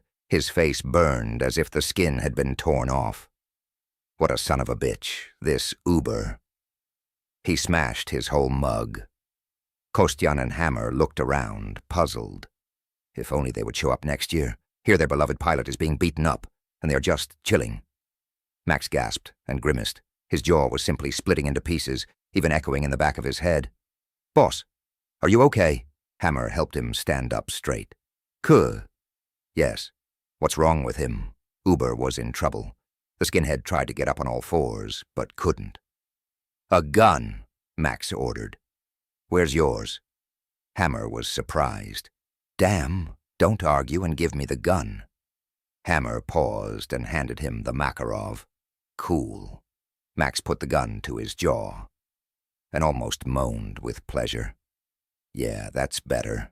Definitely better. The cold of the metal was soothing. Max squatted down in front of the skinhead. Half his face was numb. Why did you come back, Uber? You knew what would happen, right? He focused his eyes on Max with difficulty. The whites of his eyes were red, his eyebrow was cut. I guessed. Well, why then? Silence. Uber suddenly smiled, with difficulty. What if I'd been wrong? The skinhead's light eyes looked at Max. You know how sometimes you want to be wrong. The flickering light of the carbide, the dull hum of the tunnels. I know, said Max.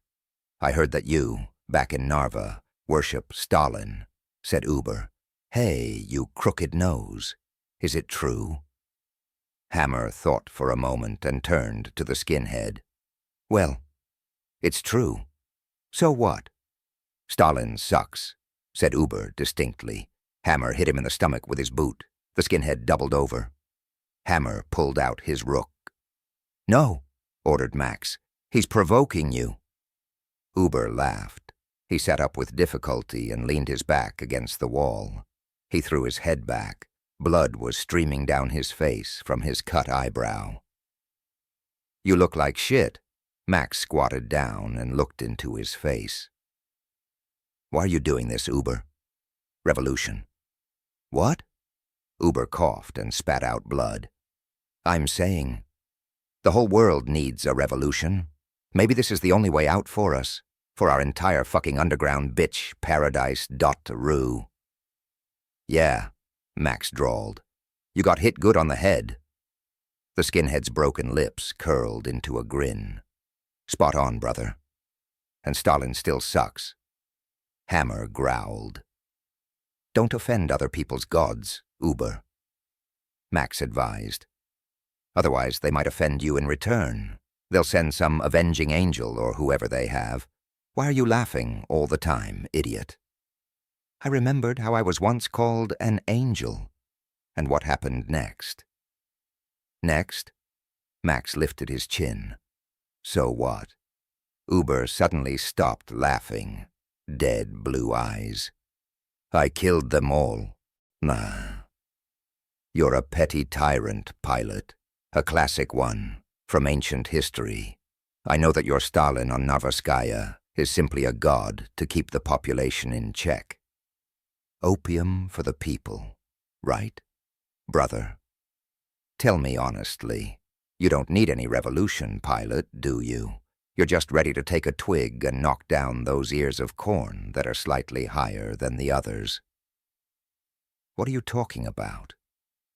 There was a parable, brother. One Greek tyrant came to visit another to exchange experiences, and he asks, how can I hold on to power, so that my own subjects don't overthrow me? You know? Another tyrant, more experienced, took him out into the field, then silently took a twig and began to knock down the tallest ears of corn, those that towered above the general grey mass. Is the analogy clear? Of course. Are you feeling better? Uber threw his head back and laughed hoarsely. Did I say something really funny? No. I just imagined you feeling my forehead, like for a fever, giving me some tea. Tell me, brother, what the hell are you messing with me for? Is that a Judas kiss? That one lasted a little too long.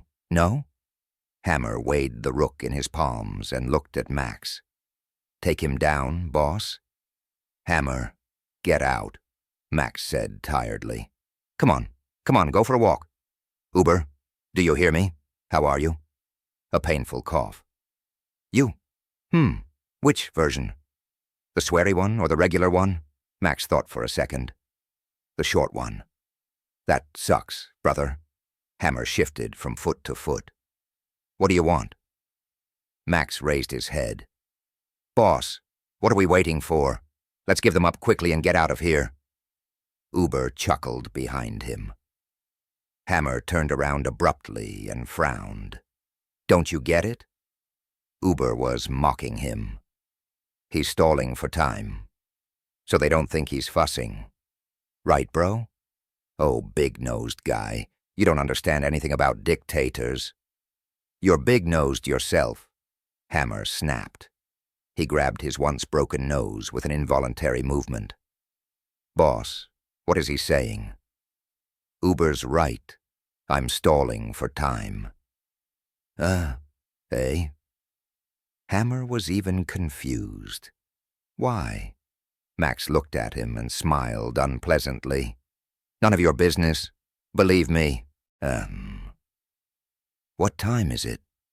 Hammer was the only one with a watch, a large one with a rusty iron bracelet. 5:42. Yeah, Max said. Then we'll chat a little more. Uber rolled over onto his back. I was invited to a wedding. Can you imagine? So sorry, bro, but I can't go back to the Suns. Not now, bro. I don't have time to linger here. How did you even end up on the Star? Max asked. You're not a local. And they saved my life. More precisely, not they themselves, but their diggers. Who? Well, those, what are they called? Stalkers. I always forget that down there. Diggers are called something inhuman. Anyway, there on the surface, one little beast beat me up so badly, and in passing, that I thought I'd never pick up the bones. She gave me a hard time. Oh, shit. I remembered. I'm going to be late for the wedding with you. Pause. Max scratched his head. He looked at the tied-up and beaten Uber. There was not a single unharmed spot. When's the wedding? Uber shrugged as he lay down. If only I knew, bro. If only I knew. Have you heard anything about Vaska? Max blinked. Vaska. Vasiliostrovskaya. That's the other end of the metro, right? Far away. Hummer? He asked. I don't know. They say there's light there. Maybe they're lying. Light? Uber drawled, his face brightening. Light is good. And what have you heard about Memov? About the general. Where have you been? Max shook his head. Even I know that. They killed him. They killed him right on Vaska. Some beast got in from the surface and... Well, now there's a different weirdo in charge of the Alliance. Ivan. Uber perked up. No, I don't think so. I don't remember his name, but he's definitely new. Why do people want to live so much? Uber asked into space. Huh, brother? Max chuckled. And you? What about me? Do you want to live, Uber? The skinhead grinned. I believe in Bushido. What the hell? The word was familiar. It seemed like he'd heard it somewhere before. But where? The code of the idiotic samurai. Be prepared to die every day, as if you were already dead and your corpse was fucked and buried.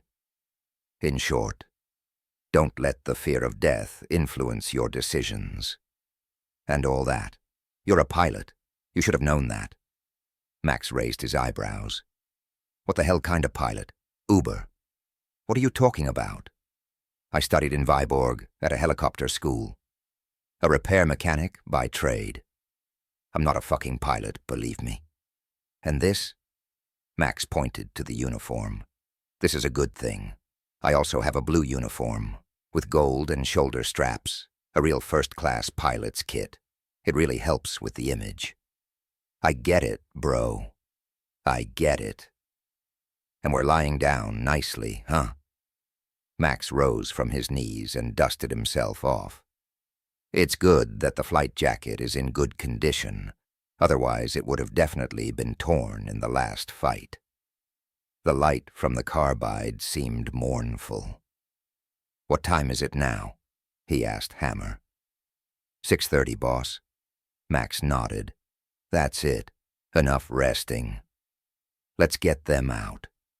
The beams of the flashlights illuminated the tracks with rusty rails. The trolley was still standing there as a witness to their crime. I wonder where the real Mortis are. Sashik balked. Max was familiar with this. Ordinary whims, the professor would have dealt with it without any trouble. Morning procedures. Hold Sashik, please. You bastard. Hammer rubbed his palm. Bloody moron. Sashik grabbed his hand. He bit me. Hammer was indignant. Oi, bastard. Fingers. Ah. He swung and slapped Sashik. Boom. The blonde head shook. Sashik howled. Hammer, stop it. It was the professor. Sashik awkwardly twisted out of Hammer's hands and suddenly ran.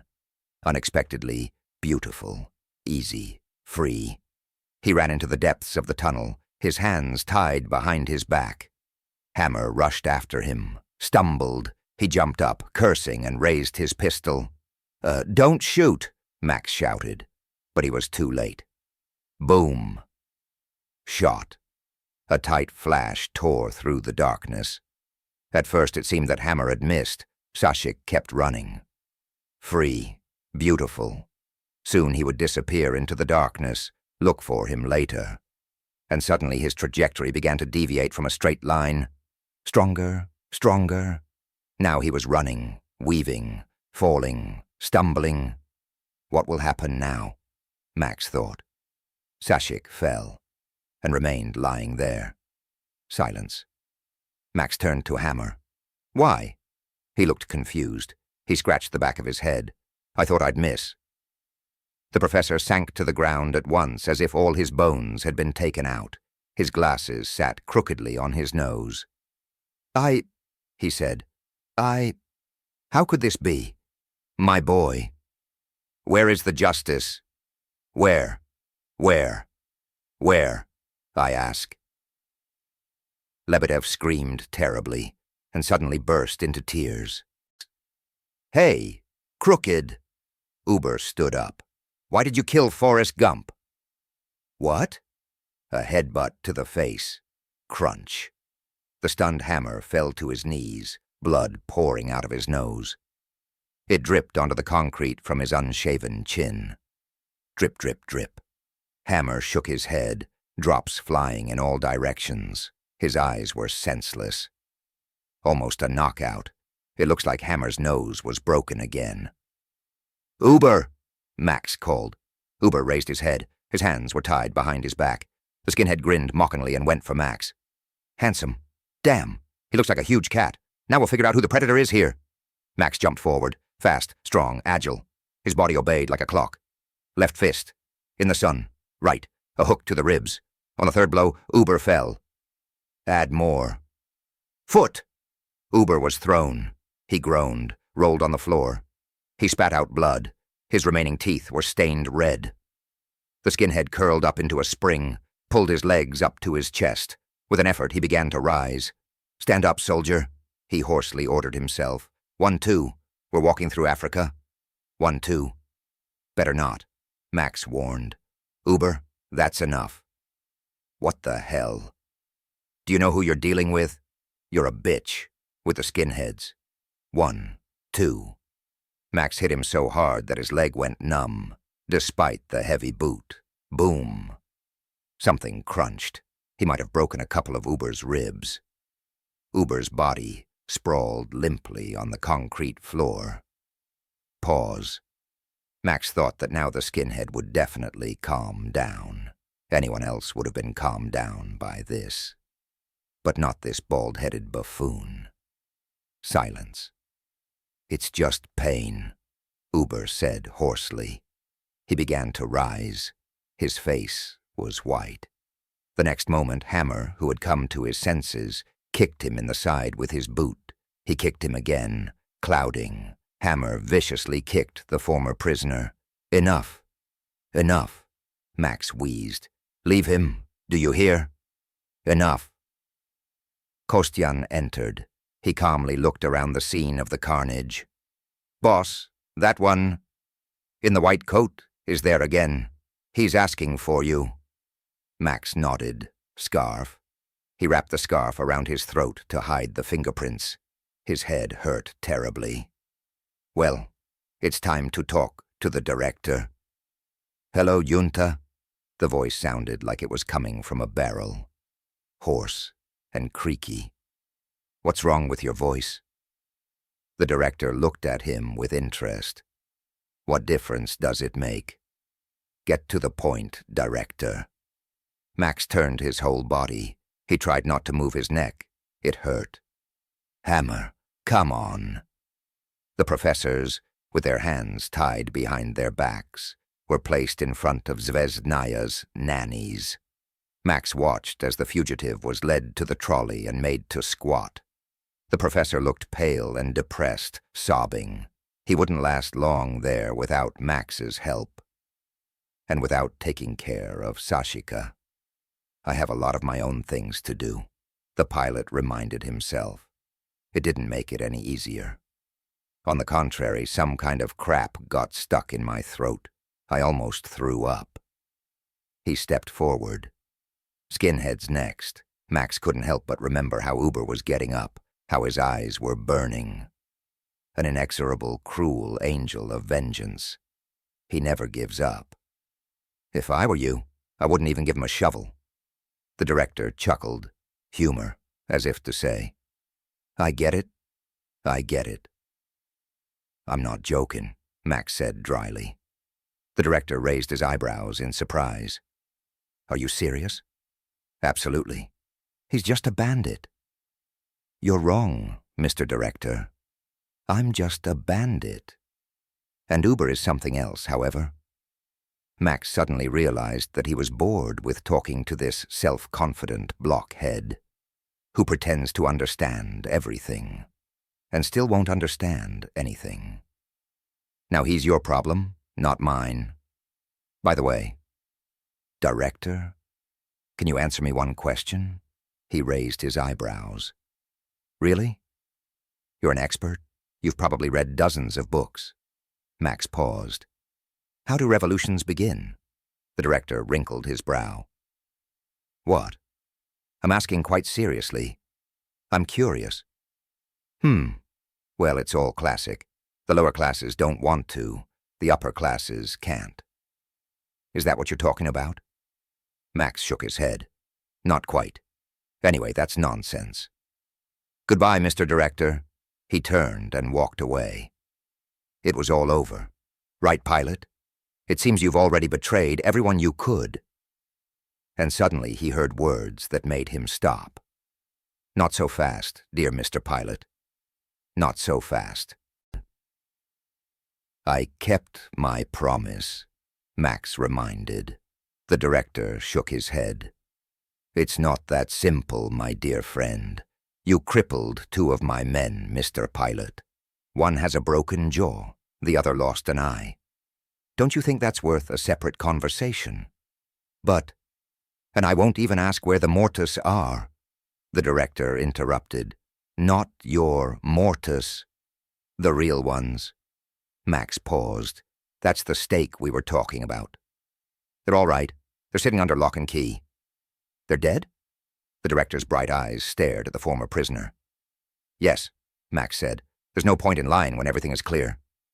Are you sure? Max sighed heavily. No. Hammer politely asked the mortis to hand over their clothes, weapons, and the trolley. Where else could he ask? Okay, the director said. Max choked. That's very good. It simplifies things. So I just need to go ahead and appoint the guilty. So who should I crucify in the tunnel? Maxim Alexandrovich. Any candidates? Max clenched his teeth, his cheekbones twisted with helpless rage. Do you know how sometimes you want to make a mistake? Max exhaled. With a quick movement, he pulled the pistol from his belt. He managed to see the director's confused face, Junta's widened eyes. The professor, who had risen on the trolley, Hammer, opening his mouth. Uber. I know, said Max, and pulled the trigger. Bang! The pistol in his hand jerked. Bang! Again. A slowly flying cartridge case, the flash of a second shot reflected in his side. Hammer began to fall. Max hesitated. Then the tyrant took a twig and began to knock down the tallest ears of corn. Is the analogy clear? It's perfectly clear. Here's your killer, Director. Are we even? The voice was even and completely calm. Max himself was surprised. That was your man, wasn't it? The director looked stunned. That's right. That was my man. Now do you understand how serious I am? The director paused and nodded. There was respect in his eyes, and nascent fear. I understand. Our agreement remains in force, Mr. Pilot. Please forgive me. Kunta was pleased. It didn't show on his face, but a powerful wave of cruel joy came from the nanny.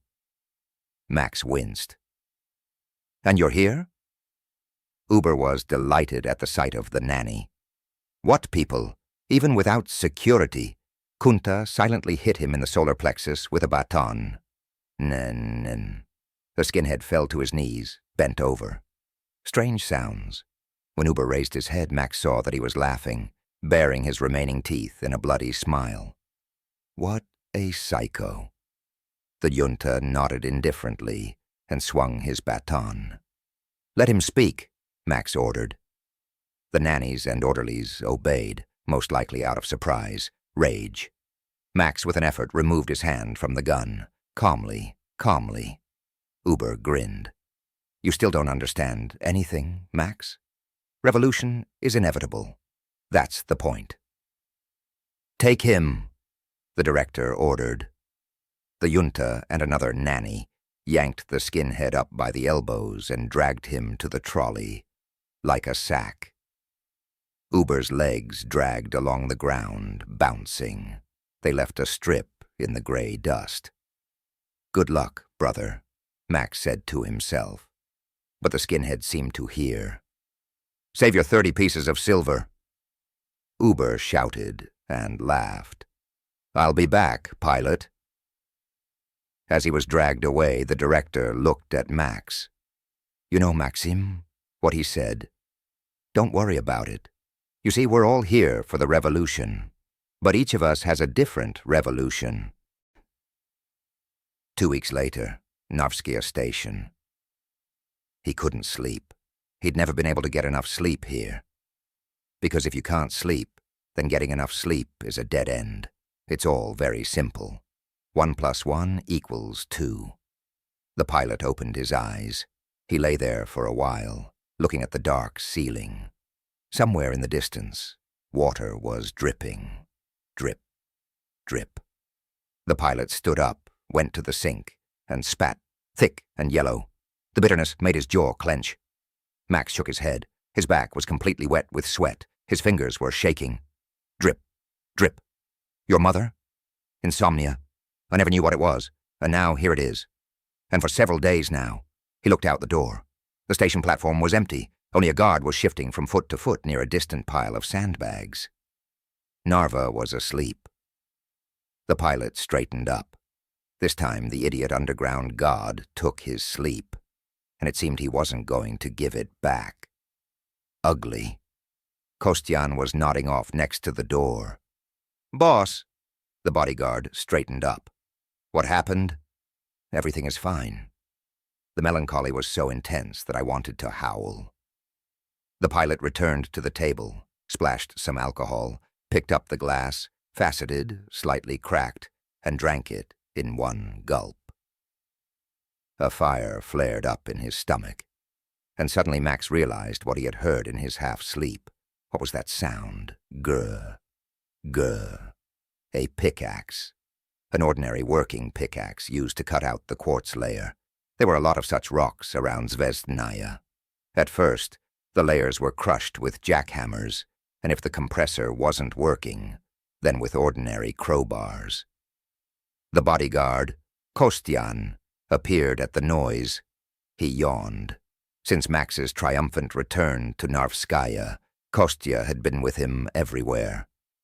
It's hard for tyrants these days, Max thought sarcastically. They see enemies everywhere. Grr. Grr. Max shuddered and turned around abruptly. For a moment it seemed to him that a tall figure with a shaved head had frozen in the back of the room. The room was empty. Kostyan, come here, he ordered. The bodyguard was next to him in a moment, a pistol in his hand. Boss? What's that sound? Max looked around. The bodyguard raised his head, moved the barrel of the pistol to the right, to the left. It was obvious that he was trying to hear, but he didn't understand what exactly yet. What sound? Like someone knocking with a pickaxe, or scraping, or something else. Who the hell knows? Did you hear it? Kostyan scratched the back of his head. He tried to listen. No, boss, I didn't hear. Max looked his loyal bodyguard up and down and nodded. All is clear with you. Go. Boss? Everything is fine, Kostya. Go and work. When the bodyguard's footsteps faded, Max poured himself another drink and lit a cigarette, his lungs filled with warmth. Revolution is inevitable. Uber. He spat. The cigarette was bitter and stinking. No pleasure from it. What if Uber comes for him one day? That will be a meeting. Save your 30 pieces of silver. He pressed the cigarette hard into the wall. Well, Uber. If it were anyone else, I would take these words as just words. But you will never give up. So I'm afraid we will meet again. Somewhere in the distance, the underground idiot god was mockingly silent. Red path, penalty, dead end. A man with a shaved head covered in scars, half lying, hits with a pickaxe. Sometimes chunks of rock fall off. More often, they don't. The man's legs are in shackles. There's almost no light here. The only carbide lamp burns unevenly. A tiny tongue of flame beats against a sooty reflector. The shadow on the wall bends, twitching its arms. The man on the wall suddenly freezes and starts muttering, "Where did you come from, Uber? Uber? Uber? If you weren't so stubborn, you would have been freed long ago. Do you hear me, Uber?" He didn't answer. He needs to conserve his strength. The ghosts can wait. Grr, grr, grr. The pickaxe scrapes the rock. Judging by the sound, he's hit quartz again. Or is it reinforced concrete? Who the hell knows? He never gives up. Uber coughed, as if something was tearing in his chest, spat out, a dark clot. Who cares? You can't live forever anyway. So dying from radiation sickness is not the worst option. The guys who pulled him from the surface injected him with the usual anti-radiation crap. They didn't regret it, for which he was grateful, and the blockade almost finished him off. Red wine would be great now, to remove radionuclides, of course. Uber smiled with chapped lips. It hurt. Georgian Kinsmarauli would be best. He hadn't drunk it for ages. And damn, it's delicious.